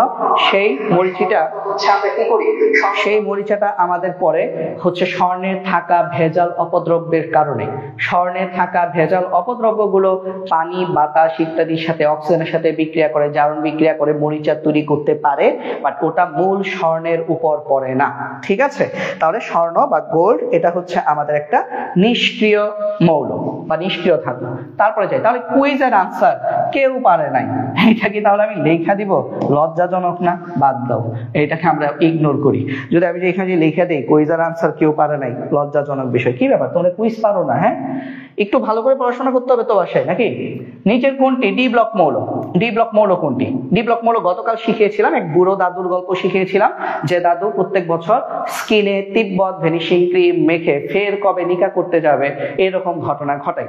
মানে স্কিনে তিব্বত ভ্যানিশিং ক্রিম মেখে ফের কবে নিকা করতে যাবে। তাহলে এখানে কি কি আছে? Scandium, titanium, vanadium, chromium, manganese, iron বা ফেরাস, কোবাল্ট, নিকেল, কপার এবং জিঙ্ক। চলো দেখি কোনটা আছে। টাইটেনিয়াম আছে, এটা হচ্ছে একটা ডি ব্লক মৌল। টাইটেনিয়াম একটা ডি ব্লক মৌল, ঠিক ঠিক আছে, টাইটেনিয়াম হচ্ছে আমাদের একটা ডি ব্লক মৌল। সাবাস সাবাস আকাশ, টাইটেনিয়াম টাইটেনিয়াম। পটাশিয়াম না, ক না, ক না, ক না, ক না, ক না, ক অবশ্যই না, ঠিক আছে, ক অবশ্যই না। এটা সঠিক উত্তর হচ্ছে আমাদের টাইটেনিয়াম, ঠিক আছে, সঠিক উত্তর হচ্ছে টাইটেনিয়াম, সঠিক উত্তর হচ্ছে গ। তারপরে দেখি অবস্থান্তর মৌল কোনটি। একে তো ডি ব্লক হতে হবে, তার উপর আবার স্থিতিশীল আয়নে ডি অরবিটাল আংশিক পূর্ণ থাকতে হবে। তাহলে প্রথম দেখো, এটা প্রথমেই বাদ, কারণ পটাশিয়াম এস ব্লক। বাকি রইলকে স্ক্যান্ডিয়াম, জিঙ্ক এবং আয়রন। তোমরা জাস্ট এটা মনে রাখো, স্ক্যান্ডিয়াম, জিঙ্ক এই দুইজন ডি ব্লক হলেও অবস্থান্তর নয়। মানে আমাদের এই দুইটাই আসলে আসে আর কি এসএসসি লেভেল। এরা দুইজন ডি ব্লক হলেও অবস্থান্তর নয়। কেন নয় সেটা আমি হচ্ছে সিকিউ করানোর সময় ব্যাখ্যা করব। সঠিক উত্তর হচ্ছে আয়রন। আয়রন একটা অবস্থান্তর মৌল, ঠিক আছে, আয়রন একটা অবস্থান্তর মৌল। আচ্ছা ব্যাখ্যাটা করে দিই। দেখো স্ক্যান্ডিয়াম কেন অবস্থান্তর নয়, কারণ স্ক্যান্ডিয়ামের একমাত্র স্থিতিশীল আয়ন হচ্ছে স্ক্যান্ডিয়াম 3+। স্ক্যান্ডিয়াম 3+, স্ক্যান্ডিয়ামের ইলেকট্রন বিন্যাস হচ্ছে আর্গন পর্যন্ত ধরো লিখলাম, স্ক্যান্ডিয়াম হচ্ছে 21 নাম্বার মৌল, 3d1,4s0, 3d1,4s0, এটা হচ্ছে 4s2, এটা হচ্ছে স্ক্যান্ডিয়ামের ইলেকট্রন বিন্যাস। আর যখন 3+, তিনটে ইলেকট্রন চলে গেছে, তাই তিনটে ইলেকট্রন কার থেকে যাবে, দুইটা যাবে s থেকে, একটা যাবে d থেকে, তাহলে 4s0 3d0। আমরা বলেছি অবস্থান্তর মৌল হওয়ার শর্ত হচ্ছে নাম্বার 1 ডি ব্লক হতে হবে। হ্যাঁ স্ক্যান্ডিয়াম একটা ডি ব্লক মৌল, কেন, কারণ d তে ইলেকট্রন ছিল। বাট স্থিতিশীল আয়ন যখন বানাবো, এই যে স্ক্যান্ডিয়ামের একমাত্র স্থিতিশীল আয়ন হচ্ছে স্ক্যান্ডিয়াম 3+, তিনটে ইলেকট্রন ত্যাগ করে সে স্থিতিশীল হয়। যখন আমি স্থিতিশীল আয়ন বানাবো তখন হচ্ছে ডি অরবিটালে ইলেকট্রন থাকতে হবে। কিন্তু ভাইয়া দেখো স্ক্যান্ডিয়ামে যখন 3+ হয়েছে তখন ডি অরবিটাল ফাঁকা হয়ে গেছে, কোনো ইলেকট্রন নাই। এই কারণে স্ক্যান্ডিয়াম অবস্থান্তর মৌল না। জিঙ্ক কেন অবস্থান্তর মৌল না? জিঙ্কের ইলেকট্রন বিন্যাস করলে আমরা দেখতে পাই জিঙ্ক হচ্ছে আর্গন 3d10 4s2, শেষ ইলেকট্রন ডিতে প্রবেশ করেছে, অর্থাৎ জিঙ্ক একটা ডি ব্লক মৌল, এটাতে কোনো সন্দেহ নাই। বাট জিঙ্কের একমাত্র স্থিতিশীল আয়ন হচ্ছে জিঙ্ক 2+। জিঙ্ক 2+ স্থিতিশীল আয়ন, অর্থাৎ জিঙ্ক 2+ যখন দুইটা ইলেকট্রন যখন ছাড়বে, সে কোড থেকে ছাড়বে রে পাগলা, 4s থেকে ছাড়বে। তাহলে 4s থেকে যদি ছাড়ে তাহলে 4s0 3d10। তোমরা বলতে পারো হ্যাঁ ডিতে তো এখন ইলেকট্রন আছে জিঙ্ক 2+, তাহলে জিঙ্ক হচ্ছে একটা অবস্থান্তর মৌল না। অবস্থান্তর মৌল শর্ত হচ্ছে স্থিতিশীল আয়নে ডি অরবিটাল আংশিক পূর্ণ থাকতে হবে। আংশিক পূর্ণ মানে কি, 1টা থেকে 9টা পর্যন্ত, 0 হলেও হবে না, 10 হলেও হবে না, এখানে 10টা আছে। এই কারণে স্ক্যান্ডিয়াম এবং জিঙ্ক এরা অবস্থান্তর নয়, এরা অবস্থান্তর মৌল নয়, ঠিক আছে। এরা ডি ব্লক হলেও অবস্থান্তর মৌল নয়। আশা করি বুঝতে পেরেছো। কেন আয়রন অবস্থান্তর মৌল? আয়রনের স্থিতিশীল আয়ন Fe3+। আয়রনের ইলেকট্রন বিন্যাস আমরা যদি করি, আচ্ছা প্রথমে আয়রন করি। আয়রনের ইলেকট্রন বিন্যাস হচ্ছে আর্গন 3d6 4s2। আয়রন যদি স্থিতিশীল আয়ন 3+ নেই তাহলে 4s হয়ে যাবে 0, আর আরেকটা ইলেকট্রন কোত্থেকে যাবে, ডি থেকে যাবে, তাহলে ডি থেকে গেলে d5 হবে। তাহলে দেখো আয়রনের স্থিতিশীল আয়নে ডি অরবিটাল আংশিক পূর্ণ, এই কারণে আয়রন একই সাথে ডি ব্লক ও অবস্থান্তর মৌল, একই সাথে ডি ব্লক ও অবস্থান্তর মৌল, ঠিক আছে। এটা হচ্ছে আমাদের সিকিউতেও আসে, ঠিক আছে। বলো তো সবাই আমরা বুঝলাম কিনা, এটা আমরা সবাই বুঝতে পেরেছি কিনা, বলো সবাই আমরা এই জিনিসটা বুঝতে পারলাম কিনা আমাকে একটু বলো। সবাই আমরা বুঝতে পারলাম কিনা বলো তো, সবাই বুঝেছি, সবাই আমরা বুঝতে পেরেছি কিনা বলো। ওকে ঠিক আছে আকাশ, বুঝছি, ঠিক আছে। তাহলে যদি তোমরা সবাই যদি বুঝতে পারো তাহলে আমরা পরের এমসিকিউতে চলে যাই। ওকে, পরের এমসিকিউটা তাহলে আমরা দেখি। হাইড্রোজেনের সাথে ফ্লোরিনের বিক্রিয়ায় কোনটি উৎপন্ন হয়? Hydrogen fluoride gas, hydrogen fluoride aqueous, hydrogen fluoride এটা হচ্ছে লিকুইড, এটা এল হবে, এটা আই হয়ে গেল কেন, লিকুইড। Hydrogen fluoride vapour. সঠিক উত্তর হাইড্রোজেনের সাথে ফ্লোরিনের বিক্রিয়ায় উৎপন্ন হয় হাইড্রোজেন ফ্লোরাইডের অ্যাকোয়াস। জলীয় দ্রবণ তৈরি হয়। ঠিক আছে, এটা মনে রাখবা, হাইড্রোজেন এবং ফ্লোরিনের বিক্রিয়ায় হাইড্রোজেন ফ্লোরাইডের অ্যাকোয়াস তৈরি হয়। তারপরে যাই, এইখানে দেখো গ্রুপ, এটা গ্রুপ হবে, এখানে হচ্ছে গ্রুপ 1, তারপরে হচ্ছে আমাদের গ্রুপ 16, গ্রুপ 17। আচ্ছা এটা গ্রুপ, হ্যাঁ এটা গ্রুপ মনে রাখো, এটা হচ্ছে গ্রুপ 1, গ্রুপ 16 এবং গ্রুপ 17। আচ্ছা গ্রুপ 1 এর এই তিনটা মৌল আসলে কি কি বলতো? প্রথমটা কি বলতো? প্রথমটা হচ্ছে হাইড্রোজেন, তারপরে হচ্ছে লিথিয়াম, তারপরে হচ্ছে আমাদের সোডিয়াম। ঠিক আছে, এখানে হচ্ছে সালফার, তাহলে এটা হচ্ছে আমাদের ফ্লোরিন, এটা হচ্ছে আমাদের ক্লোরিন, ফ্লোরিনের নিচে ক্লোরিন, এই হচ্ছে আমাদের মৌলগুলো। তো এখানে চারটা দেখো, এ ডি ই এবং কিউ প্রতীকী অর্থে ব্যবহৃত। এ হচ্ছে হাইড্রোজেন, ডি হচ্ছে লিথিয়াম, ই হচ্ছে সোডিয়াম আর কিউ হচ্ছে ক্লোরিন। এটা সবাইকে পারতে হবে। ঠিক আছে, এটা সবাইকে পারতে হবে। তাহলে উদ্দীপকের মৌলগুলোর মধ্যে এর আয়নীকরণ ডি অপেক্ষা কম। আচ্ছা চলো তো দেখি এটা, তাহলে সক্রিয়তা সিরিজটা আমি তাহলে এখানেই বানিয়ে ফেলি নাকি? এটা সক্রিয়তা সিরিজ আর আলাদাভাবে বানানোর কি কিছু আছে? আচ্ছা বানাই, সমস্যা নেই। এটার হচ্ছে আমরা জিনিসটা এইভাবে বানাই, খেয়াল করো, এ ডি ই, তারপরে হচ্ছে আমাদের এস এবং হচ্ছে আমাদের কিউ, উপরে হচ্ছে এফ, এরকম। তাহলে আমাকে প্রথম বলছে এর আয়নীকরণ শক্তি ডি অপেক্ষা কম। এ আর ডি উপর থেকে নিচে, উপর থেকে নিচে গেলে আই কমে, তাহলে কার আয়নীকরণ শক্তি কম? ডি এর কম, কারণ ডি নিচে, ডি এর আয়নীকরণ শক্তি কম। বাট এখানে বলছে এর আয়নীকরণ শক্তি ডি অপেক্ষা কম, তার মানে তারা বলছে এর আয়নীকরণ শক্তি কম, ডি অপেক্ষা কম, কিন্তু আমরা দেখতে পাচ্ছি এ থেকে ডি এর আয়নীকরণ শক্তি কম। তাহলে প্রথম উত্তরটা ভুল। তো প্রথম উত্তরটা ভুললে স্বভাবজাত ভাবে আমরা উত্তর সঠিক কি দেই? 2 আর 3 দেই। বাট আমরা একটু চেক করে নিই, ডি এর পারমাণবিক আকার কিউ অপেক্ষা ছোট, অবশ্যই। ডি হচ্ছে দ্বিতীয় পর্যায়, কিউ হচ্ছে তৃতীয় পর্যায়, পর্যায় একটা বেশি, অর্থাৎ কিউ এর আকার বড়। ঠিক আছে, ডি এর আকার ছোট, ডি এর আকার কিউ থেকে ছোট। আর তারপর ই ডি অপেক্ষা অধিকতর সক্রিয়। সক্রিয়তা কি বলছিলাম? যার ধাতব ধর্ম বেশি তার সক্রিয়তা বেশি। ই এবং ডি এর মধ্যে কার ধাতব ধর্ম বেশি? আধা কোথায় বাড়ে? নিচে গেলে আধা বাড়ে, নিচে গেলে আধা বাড়ে। তাহলে ডি আর ই এর মধ্যে নিচে কে? ই, তাহলে ই এর ধাতব ধর্ম বেশি, ই এর সক্রিয়তা বেশি। দেখো ই অধিক সক্রিয়, ই ডি অপেক্ষা সক্রিয়, তাহলে এটাও সঠিক। সঠিক উত্তর হচ্ছে আমাদের 2 এবং 3। ঠিক আছে, সঠিক উত্তর খ, গ না, সঠিক উত্তর হচ্ছে খ, সঠিক উত্তর হচ্ছে 2 এবং 3। ওকে, তারপরে দেখি এই যে পর্যায়টা দেখতে পাচ্ছ, ম্যাগনেসিয়াম, অ্যালুমিনিয়াম, XpSy, আর্গন। আচ্ছা তাহলে ম্যাগনেসিয়াম অ্যালুমিনিয়ামের পরে এক্সটা কি? এক্স হচ্ছে সিলিকন, তারপর পি কি? পিতে ফসফরাস, এস ওয়াই তে কি? ক্লোরিন। তাহলে এখানেও আমরা আসলে কি করব? এটা সব একই পর্যায়ে বাম থেকে ডানে গেছে।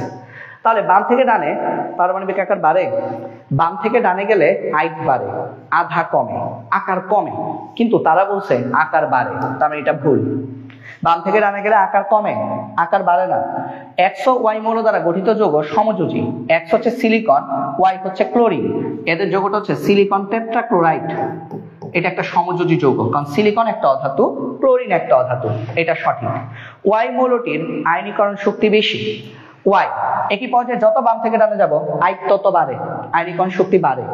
আর্গন তো নিষ্ক্রিয় গ্যাস, আর্গনের কোনো আয়নীকরণ শক্তি নাই, আর্গনের আয়নীকরণ শক্তি হিসেব করা হয় না। তাহলে ক্লোরিন হচ্ছে আমাদের আয়নীকরণ শক্তি সবচেয়ে বেশি, অর্থাৎ সঠিক উত্তর 2 এবং 3। ঠিক আছে, এই এমসিকিউ গুলো আমাদেরকে পরীক্ষার সময় অনেক বেশি প্যারা দেয়, কারণ আমরা স্টুডেন্ট লাইফে আমরা এত চিন্তা করতে চাই। আমি যখন স্টুডেন্ট ছিলাম তখন আমি যতটুকু চিন্তা করতে চাইতাম, এখন যখন আমি স্টুডেন্ট পড়াই, তোমাদেরকে যখন পড়াই, এখন আমার চিন্তা শক্তি অনেক বেশি উন্নত করতে হয়। কেন? কারণ আমার তোমাকে পড়াতে হয়। বাট তুমি কেন এটা করবা? কারণ হচ্ছে কি, আমরা সবাই বাপের হোটেলে খাই, বাপের হোটেলে খাই দাই, ঘুমাই, রিলস দেখি, ভিডিও দেখি, ইউটিউব চালাই, ফেসবুক চালাই, হ্যাঁ মাঝে মধ্যে বলি welcome to my YouTube channel, hello guys. তো এইগুলো যখন আমরা করি তখন আমাদের খুব ভালো লাগে, তখন হচ্ছে আমাদের হচ্ছে এগুলো অনেক বেশি ভালো লাগে, অনেক বেশি মজা লাগে। বাট ব্যাপারটা হচ্ছে কি, যখনই পড়ার চিন্তা আসে তখন আমরা সবসময় খালি খুঁজি কিভাবে সহজ আনসার করা যায়, বা এই পারিস 21 কত 22 কত এভাবে করে হবে না, কারণ তুমি যাকে বলছো 21 কত 22 কত সেও আবার আরেকজনের জিজ্ঞেস করবে 7 কত আর 8 কত। তো এভাবে আসলে পড়াশোনা হয় না, পড়াশোনা করতে গেলে আমাদেরকে অবশ্যই কনসেপ্ট বুঝে পড়তে হবে, ঠিক আছে। ইয়ামিম হামিদ মানে ইকরা বলছো আমি তো কুস্তা বুঝি না স্যার। আচ্ছা কুস্তা বুঝবা কেমনে, তুমি তো হচ্ছে মুশফিক ভাইয়ের, তোমার মুশফিক স্যারের স্টুডেন্ট, তো মুশফিক স্যার যখন পড়াবেন তখন বুঝবা, এইসব তো বুঝবা না, ঠিক আছে। দেখো পর্যায় সারণীর একই পর্যায়ে বাম থেকে ডান দিকে গেলে কি হবে, পর্যায় সারণীর একই পর্যায়ে বাম থেকে ডানে গেলে কি হয়, আইট বাড়ে। বাম থেকে ডানে গেলে, বাম থেকে ডানে গেলে আমরা জানি আইট বাড়ে, মানে আয়নিকরণ শক্তি, ইলেকট্রন আসক্তি, তড়িৎ-ঋণাত্মকতা বাড়ে, আর আধা আকার এবং ধাতব ধর্ম কমে। তাহলে ইলেকট্রন আসক্তি বাড়ে, হ্যাঁ, আয়নিকরণ শক্তি বাড়ে, ধাতব ধর্ম কমে। সঠিক উত্তর 1 এবং 3।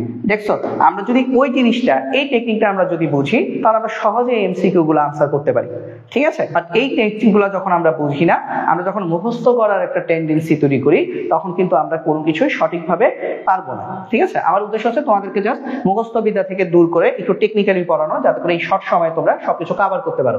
পড়তে হবে তোমাদেরকেই, বাসায় তোমাদেরকেই পড়তে হবে। আচ্ছা, ম্যাগনেসিয়াম, অ্যালুমিনিয়াম, XpSy, X হচ্ছে সিলিকন, যারা এই ছক পূরণ করতে পারবা না, ধরে নাও এই অধ্যায় থেকে সিকিউ আসলে তুমি পারবা না, তাই এখন কি করতে হবে, এই ছক পূরণ করা শিখতে হবে, ঠিক আছে।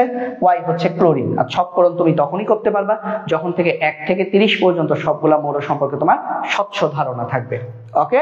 তারপরে দেখি পর্যায়টিতে Y মৌলটি আকারে ছোট, হ্যাঁ, কারণ কি বাম থেকে ডানে গেলে আধা কমে, তাহলে আকারে ছোট। XY দ্বারা গঠিত যৌগটির সংকেত XY4, হ্যাঁ, সিলিকন টেট্রাক্লোরাইড, এটাও সঠিক। আর Y মৌলটির অক্সাইড অম্লীয়, অবশ্যই, কারণ Y কি অধাতু, আমরা পড়ছিলাম গতকাল, অধাতুর অক্সাইড অম্লীয়, এই অক্সাইডটার নাম হচ্ছে ক্লোরিন হেপ্টাক্সাইড, এটা অম্লীয়, অর্থাৎ সঠিক উত্তর 1 2 3, ঠিক আছে। তো 86 নাম্বারটা আশা করি সবাই বুঝতে পেরেছি কিভাবে 1 2 3 হলো। তারপরে দেখি 87, পর্যায় সারণীর খণ্ডিত অংশ হতে, আচ্ছা আনসার দাও, কোনটি অধিক ঋণাত্মক মৌল, অধিক তড়িৎ ঋণাত্মক মৌল? অক্সিজেনের, এটা হচ্ছে অক্সিজেনের নিচে হচ্ছে সালফার, ক্লোরিনের উপরে হচ্ছে ফ্লোরিন। হ্যাঁ, কোনটা বেশি তড়িৎ ঋণাত্মক? ফ্লোরিন মানে কি জি, কারণ এখানে ফ্লোরিন বলতে জি বুঝাইছে। কোনটা অধিক তড়িৎ ঋণাত্মক? সর্বডানে সবার উপরে যে থাকে, আর নরমালি আমরা জানি ফ্লোরিন হচ্ছে সবচেয়ে বেশি তড়িৎ ঋণাত্মক মৌল, ঠিক আছে। আচ্ছা, এটা আমি একটু এইভাবে একটু এঁকে দেই যাতে করে পরে যারা দেখবে তারাও যাতে বোঝে। এখানে ও, তারপর হচ্ছে জি, ক্লোরিন এবং আসলে প্রচুর ঠান্ডা লাগছে, তাহলে দেখি এটা হচ্ছে আমাদের জি। কেন? কারণ হচ্ছে আমরা জানি সর্বডানে সবার উপরে আমাদের হচ্ছে আইট বেশি হয়। আইটের মধ্যে কি আছে? তড়িৎ ঋণাত্মকতা আছে। তো তড়িৎ ঋণাত্মকতা কার বেশি? জি এর বেশি, আর জি এখানে কি ফ্লোরিন। তারপরে যাই AgCl মৌলগুলোর ক্ষেত্রে। আচ্ছা, AgCl মৌলগুলোর ক্ষেত্রে তাহলে আবার ওইটার আশ্রয় নিতে হবে। দেখো AgCl 3টা মৌল বলছে, তাহলে A ছিল এইখানে, G ছিল এইখানে, Cl ছিল এইখানে, ঠিক আছে। আর অক্সিজেনকে তারা নেয় নাই এই এমসিকিউর জন্য।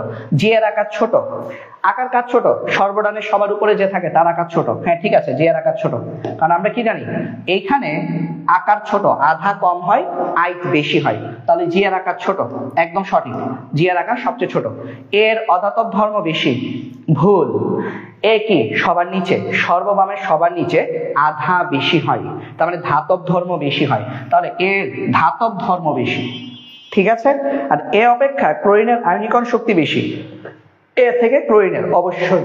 একই পর্যায়ে বাম থেকে ডানে গেলে আইট বাড়ে, এ আর ক্লোরিন একই পর্যায়ে বাম থেকে ডানে গেছে আইট বাড়বে, অর্থাৎ আয়নীকরণ শক্তি, ইলেকট্রন শক্তি, তড়িৎ ঋণাত্মকতা বেশি হবে, অর্থাৎ এ অপেক্ষা ক্লোরিনের আয়নীকরণ শক্তি বেশি। সঠিক উত্তর 1 এবং 3, ঠিক আছে, সঠিক উত্তর 1 এবং 3। আশা করি সবাই বুঝতে পেরেছি। আচ্ছা বলো তো, সবাই বুঝছি? 87 এবং 88তে কারো কোনো সমস্যা আছে?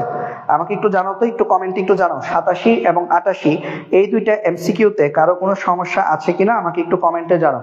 আমাদের আর বেশি সময় লাগবে না, খুব বেশি সময় লাগবে না, আমাদের আর মনে করো হয়তো বা 15 মিনিটের মতো সময় লাগবে, আমাদের শেষ হয়ে যাবে। এবং আগামীকাল আমাদের ক্লাস আগামীকাল হচ্ছে সন্ধ্যা 6:30 থেকে 8টা পর্যন্ত ব্যবসায়ী শিক্ষা বিভাগের জন্য মুশফিকের ক্লাস আছে। তোমাদের মুশফিক ভাইয়ের ক্লাস আছে আগামীকাল, অ্যাকাউন্টিং এর ক্লাস, লেনদেনের উপর, লেনদেন সিকিউ সলভিং ক্লাস হবে আগামীকাল, যেটা হবে সন্ধ্যা 6:30 থেকে 8টা পর্যন্ত। ঠিক আছে, আর যেহেতু তোমাদের মুশফিক ভাইয়ের ক্লাস হচ্ছে রাত 8টা পর্যন্ত, সেহেতু আগামীকাল আমার ক্লাস শুরু হবে রাত 9টায়। রাত 9টা থেকে রাত 10টা 10:30 পর্যন্ত হয়তো আমি ক্লাস নিব। আগামীকাল আমাদের ক্লাসের টপিক হচ্ছে পদার্থের গঠন, ওই যে রাদারফোর্ড মডেল, বোর পরমাণু মডেল, ওই অধ্যায়টা।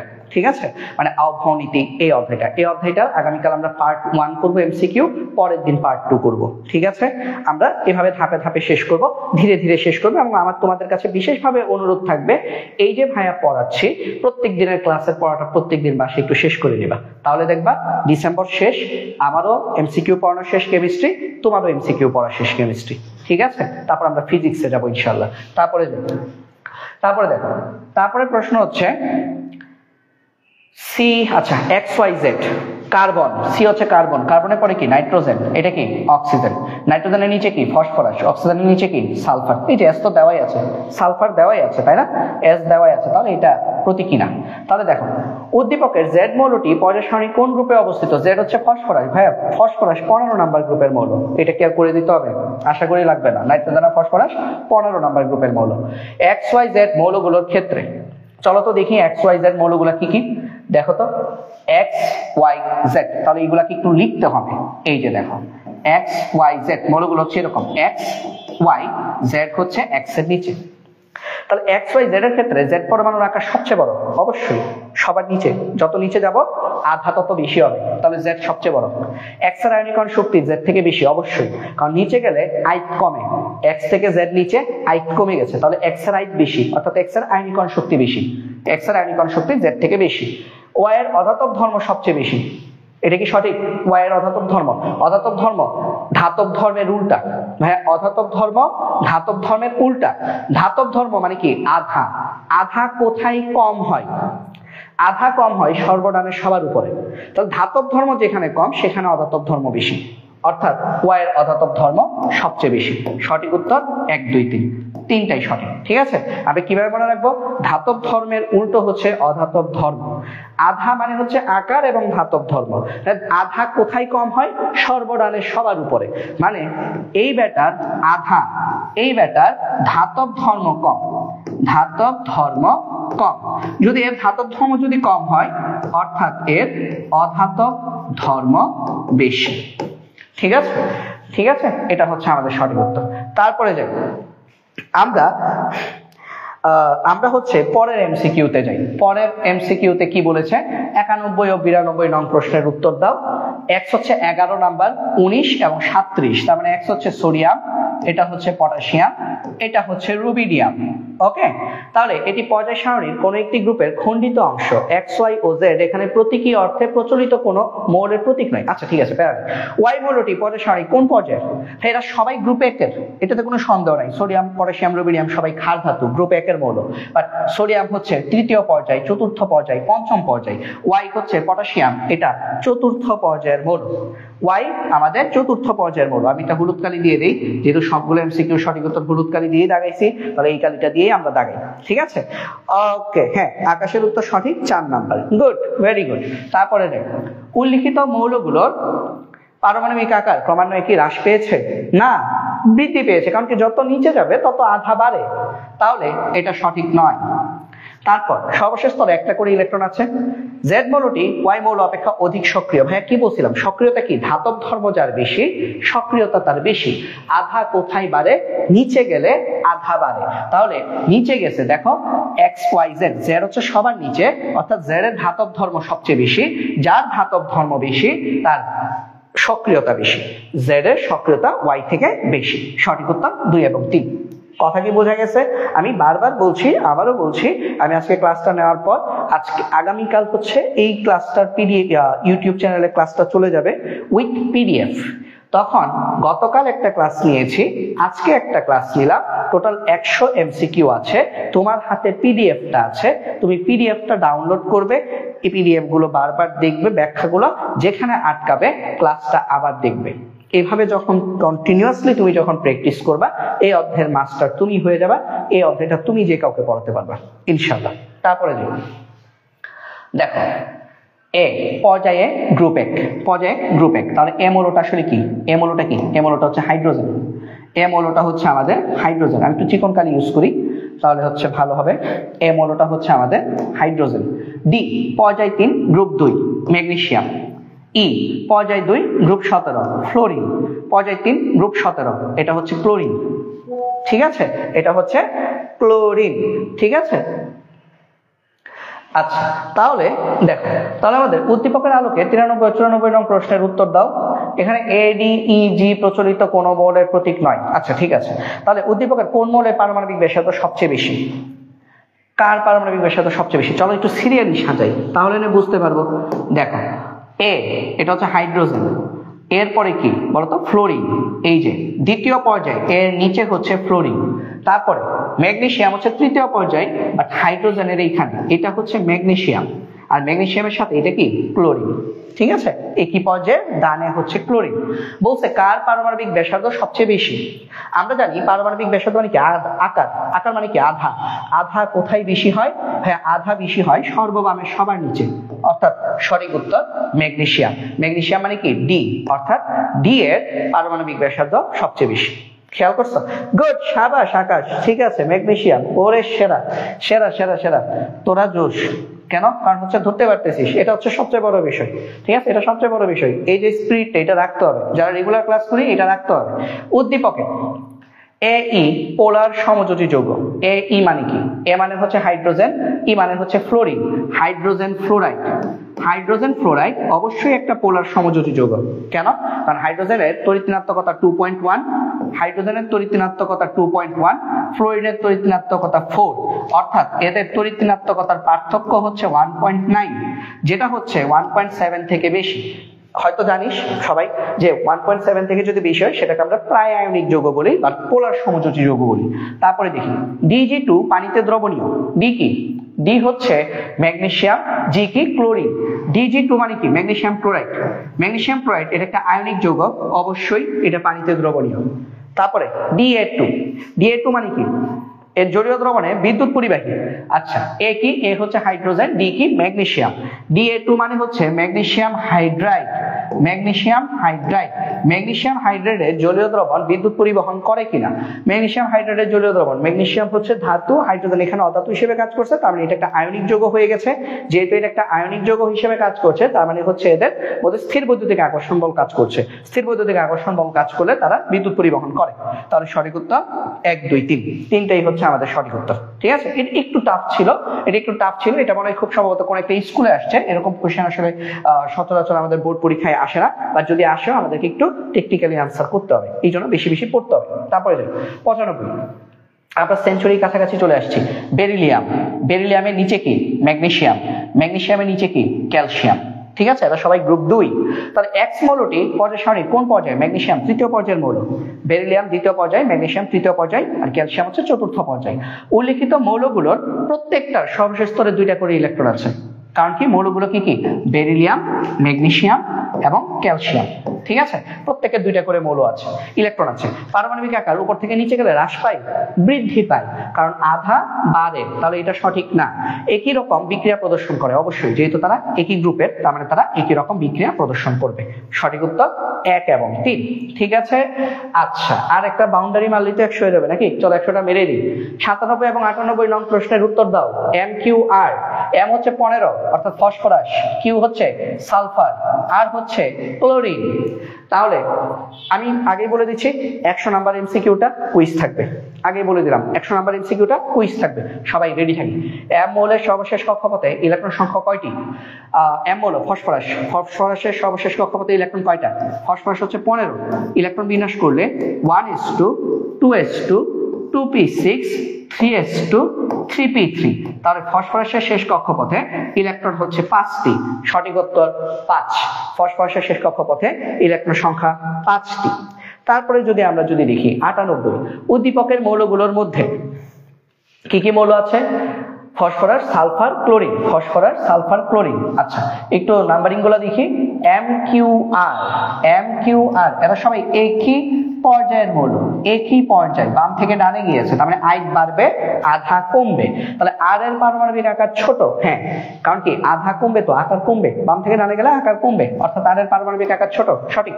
এম এর ইলেকট্রন আসক্তি কিউ অপেক্ষা কম, তার মানে কি কিউ এর বেশি, বাম থেকে ডানে গেলে আয়নীকরণ শক্তি বাড়ে, আয়ন বাড়ে, কিউ এর বেশি হবে এম এর থেকে, এটাও সঠিক। তারপর আর এর আয়নীকরণ শক্তি সবচেয়ে বেশি, কিউ অপেক্ষা বেশি, অবশ্যই আর এর আয়নীকরণ শক্তি আরো বেশি হবে। তাহলে সঠিক উত্তর 1 2 3, তিনটাই হচ্ছে আমাদের সঠিক উত্তর। ওকে, ঠিক আছে, তিনটাই হচ্ছে আমাদের সঠিক উত্তর। 99, উদ্দীপকের আলোকে 99 ও 100 নং প্রশ্নের উত্তর দাও। এ কি? এ হচ্ছে অ্যালুমিনিয়াম, সিলিকন, ফসফরাস, তারপর কি সালফার এবং ক্লোরিন। জেড মৌলের ভর সংখ্যা কত? সালফারের ভর সংখ্যা 32, কারণ কি সালফার 16 নাম্বার মৌল, এর ভর সংখ্যা হচ্ছে 32। এখন সবাই সিট বেল্ট বেঁধে বসেন, আরেকটা এমসিকিউ দিচ্ছি, আরেকটা কুইজ দিচ্ছি। আমাদের কুইজ, বলো এটার উত্তর বলো। এই যে কুইজ দিলাম, এই কুইজের উত্তর কি হবে? এইটা আমাদের কুইজ। আমি দেখি না এখনো প্রশ্ন, দেখি। উদ্দীপকের ক্ষেত্রে, আচ্ছা আমি আগে একটু সাজাই দিই তোমাদেরকে। উদ্দীপকটা কি? উদ্দীপক হচ্ছে সব A silicon Q Z CL, A silicon Q Z CL chlorine. তাহলে এদের ক্ষেত্রে আমাদের কয়েকটা ইনফরমেশন দেওয়া আছে, বলো কোনটা সঠিক। এ মৌলের আয়নীকরণ শক্তি কিউ অপেক্ষা বেশি, কিউ অপেক্ষা জেড মৌলের যোজনী ইলেকট্রন বেশি, কোনটা সঠিক বলো। আমি দেখতে থাকি সঠিক উত্তর কে দেয়, দেখি। এর একটা কুইজ। উদ্দীপকের ক্ষেত্রে এ মৌলের আয়নীকরণ শক্তি কিউ অপেক্ষা বেশি, কিউ অপেক্ষা জেড মৌলের যোজনী ইলেকট্রন বেশি, জেড অপেক্ষা কিউ এর তড়িৎ ঋণাত্মকতা কম। বলো দেখি সঠিক উত্তর কে দিতে পারো।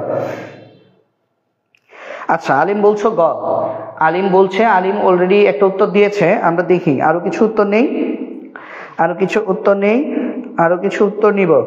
আলিম আর হইছে হইছে হইছে হইছে, আর লাগবে না। আলিম যখন মানে মেসেজ করে করতেই থাকে, দিতেই থাকে উত্তর। মানে ওর কথা হচ্ছে আর কেউ উত্তর দিতে দিব না নাকি। বাকিরা বাকিরা বাকিরা বাকিরা বলো, আর কেউ কিছু বলতে চাও? আচ্ছা আকাশ আবার বলছো ঘ, আকাশ বলছে ঘ, আলিম বলছে গ, আকাশ বলছে ঘ। বাকিরা দেখি তো কি বলে, বাকিরা কি বলো। আচ্ছা রোজিনা বলছো ক, আর খ বাকি থাকবে কেন? কেউ একজন খ বলে দাও, তাহলে হচ্ছে আমি তারপরে উত্তরটা চেক করি। যদি উত্তর সঠিক উত্তর যদি গরুর গ হয় তাহলে আলিম কুইজ জিতবে, যদি সঠিক উত্তর ঘোড়ার ঘ হয় তাহলে আকাশ কুইজ জিতলো, আর যদি সঠিক উত্তর কাকের ক হয় তাহলে হচ্ছে রোজিনা উত্তর জিতবে। সাদিয়া উত্তর দিয়েছে গ। আলিম এতবার এইসব চালাকি করলে হবে না, তুমি অলরেডি গরুর গ দিয়ে ফেলছো, খ দেওয়া যাবে না, না এখন আর চেঞ্জ করা যাবে না। একবার উত্তর দিয়ে ফেলো সেটা চেঞ্জ করা যাবে না, আমি আগেই বলেছি একবার একটা উত্তর দিয়ে ফেললে সেটা চেঞ্জ করা যাবে না। কেন বলো তো? কারণ আমরা যখন বৃত্ত ভরাট করি পরীক্ষার হলে, বৃত্ত ভরাট করার পর সেটা চেঞ্জ করা যায় না। ঠিক কিভাবে এখানেও আমাদের এই নিয়ম, কারণ কি এটা থেকে তোমাদের হচ্ছে প্র্যাকটিসটা হবে যে আমি হচ্ছে মাথা ঠান্ডা রেখে সঠিক উত্তরটা দিতে হবে। বৃত্ত ভরাট করে ফেললে তারপরে তুমি যতই তুমি এটা কেটে কুটে আরেকটা বৃত্ত ভরাট করো না কেন, তোমার ওটা ডিসকোয়ালিফাইড হয়ে যায়। ঠিক আছে, তো আমরা দেখি আর কার উত্তর নিব না, আমি দেখছি সঠিক উত্তর কি হয়, তারপরে হচ্ছে আমি তোমাদেরকে বলবো। আলিমের উত্তর ছিল গ, আলিমের উত্তর ছিল গ, আকাশের উত্তর ছিল ঘ। আচ্ছা আমি একটু লিখে রাখি, আলিমের উত্তর ঘ, সরি ঘ না গ। আলিম উত্তর দিয়েছিল গরুর গ, আকাশ উত্তর দিয়েছিল ঘোড়ার ঘ, আর আমাদের গোধূলি বেলা মানে রোজিনা উত্তর দিয়েছে ক। ঠিক আছে, এই উত্তরগুলো আমি পেয়েছি, আর কারো উত্তর আমি নিব না, আর কারো উত্তর নিব না। দেখি এ মৌলের আয়নীকরণ শক্তি কিউ অপেক্ষা বেশি। দেখো এ মৌলের বেশি সম্ভব না, কেন? কারণ এ হচ্ছে বামে, কিউ হচ্ছে ডানে, কিউর বেশি হবে। তাহলে 1 নাম্বার কাটা, 1 নাম্বার নাই, 1 নাম্বার কাটা। কিউ অপেক্ষা জেড মৌলের যোজনী ইলেকট্রন বেশি, অবশ্যই। কিউ হচ্ছে 5টা, জেড এর যোজনী ইলেকট্রন 6টা। যোজনী ইলেকট্রন কাকে বলে? যোজনী ইলেকট্রন মানে হচ্ছে শেষ কক্ষপথের ইলেকট্রনকে আমরা যোজনী ইলেকট্রন বলি। এটা সঠিক। জেড অপেক্ষা কিউ এর তড়িৎ ঋণাত্মকতা কম, এটাও সঠিক, কারণ জেড কি ডানে, যত ডানে তত আই বেশি। তাহলে সঠিক উত্তর হচ্ছে 2 আর 3। 2 আর 3 কার আছে? খ। খুবই খুবই দুঃখিত, যেটা সঠিক উত্তর সেটা আলিম যদিও পরে দিয়েছে, বাট ডিসকোয়ালিফাইড হয়ে যাওয়ার কারণে কেউ সঠিক উত্তর দিতে পারেনি। আলিমের দেখা দেখি কেউ যদি বুদ্ধি খাটিয়ে তৎক্ষণাৎ খ উত্তর দিত, তাহলে সে কিন্তু এই কুইজটা জিতে যেত। বাট যেহেতু আলিম অলরেডি একটা উত্তর দিয়ে ফেলছে, তো কিছু করার নাই, ব্যাড লাক। আজকে তো কেউই পেল না, আজকে 2টা প্রশ্নের মধ্যে কেউই আসলে পেল না। তো একটু মাথা একটু ঠান্ডা রেখে তারপরে হচ্ছে পড়তে বসতে হবে রে ভাইয়া। কথা কি বুঝে গেছে? হ্যাঁ, আজকে কেউই পেলাম না। হ্যাঁ, আকাশ বলছে আজকে কেউই পেলাম না, ব্যাপার না, শিক্ষাটা বড় বিষয়। এই যে নার্ভটাকে ঠান্ডা রেখে একটা কন্টেস্টে অংশগ্রহণ করছো, কন্টেস্টটা দেওয়ার একমাত্র উদ্দেশ্য কি জানো? আমাদের নার্ভটা কতটা আমাদের কন্ট্রোলে আছে এটা চেক করা। যখনই বলি এখন একটা কুইজ, আমি জানি এর আগে তোমাদের মনোযোগ যাই থাক না কেন, যখনই বলি কুইজ একদম নড়ে চলে বসবা, একদম আর কোনো কথা নেই, কুইজ কুইজ কুইজ কুইজ। কেন? কারণ পুরস্কারটা জিততে হবে, যাই হোক পুরস্কার। বাট কথা হচ্ছে এই জিনিসটা প্রত্যেকটা কাজে থাকতে হবে। মানে পুরস্কারের জন্যই হচ্ছে শুধুমাত্র আমরা মানে শক্ত হয়ে বসবো, ভালো করে মনোযোগ দিব আর নাইলে দিব না, এটা হতে পারে না। ঠিক আছে? তা এটা আসলে ঠিক আছে। আলিম বলছে আরেকটা তাহলে দেন। আর একটা দেওয়া তো যাবে না, আর দিব না, আজকে দিয়ে ফেলছি। আর আকাশ বলছে স্যার অনেক ভালো পড়ান, ধন্যবাদ, তোমরাও ভালো করে পড়তে হবে। হ্যাঁ, তাহলে আসলে আমার পড়াটা সার্থক হবে। দেখো, চুনের পানিতে কার্বন ডাই অক্সাইড গ্যাস চালনা করলে কোনটি সাদা অদক্ষেপ পড়ে? সাদা অদক্ষেপ কোনটির পরে? চুনের পানিতে কার্বন ডাই অক্সাইড গ্যাস চালনা করলে, চুনের পানি মানে কি? চুনের পানি মানে হচ্ছে ক্যালসিয়াম হাইড্রোক্সাইড। চুনের পানি মানে হচ্ছে ক্যালসিয়াম হাইড্রোক্সাইড। এই ব্যাটার মধ্যে যখন আমি কার্বন ডাই অক্সাইড চালনা করি, তখন আমাদের তৈরি হয় ক্যালসিয়াম বাইকার্বনেট তৈরি হয়। ক্যালসিয়াম বাইকার্বনেট তৈরি হয় চুনের পানির মধ্যে। চুনের পানি তো ক্যালসিয়াম হাইড্রোক্সাইড, ঠিক আছে, চুন হচ্ছে ক্যালসিয়াম অক্সাইড। এদের মধ্যে যখন আমি এটা যখন যোগ করি, তখন আমাদের তৈরি হয় CaHCO3 ক্যালসিয়াম বাইকার্বনেট তৈরি হয়। ঠিক আছে, ক্যালসিয়াম বাইকার্বনেট তৈরি হয়, এখানে 2 মোল কার্বন ডাই অক্সাইড ব্যবহৃত হয়। ঠিক আছে, এটা হচ্ছে সঠিক উত্তর, ক্যালসিয়াম বাইকার্বনেট। চুনের পানিতে কার্বন ডাই অক্সাইড চালনা করলে ক্যালসিয়াম বাইকার্বনেটের সাদা অদক্ষেপ পড়ে। ঠিক আছে, তো আমাদের এমসিকিউ আজকে কি আর আছে? না, আর নেই। তো দেখো, আমরা টোটাল 101টা এমসিকিউ সেঞ্চুরি, একটু হাতটা একটু তুলি, ব্যাটটা একটু দেখাই, ব্যাট নাই হাতে। তা আমরা আজকে সেঞ্চুরি পূর্ণ করলাম। গতকাল আমাদের হাফ সেঞ্চুরি হয়ে গিয়েছিল, আজকে আমরা 101টা এমসিকিউ সলভ করলাম। টোটাল 50টা ছিল আর 51টা করলাম।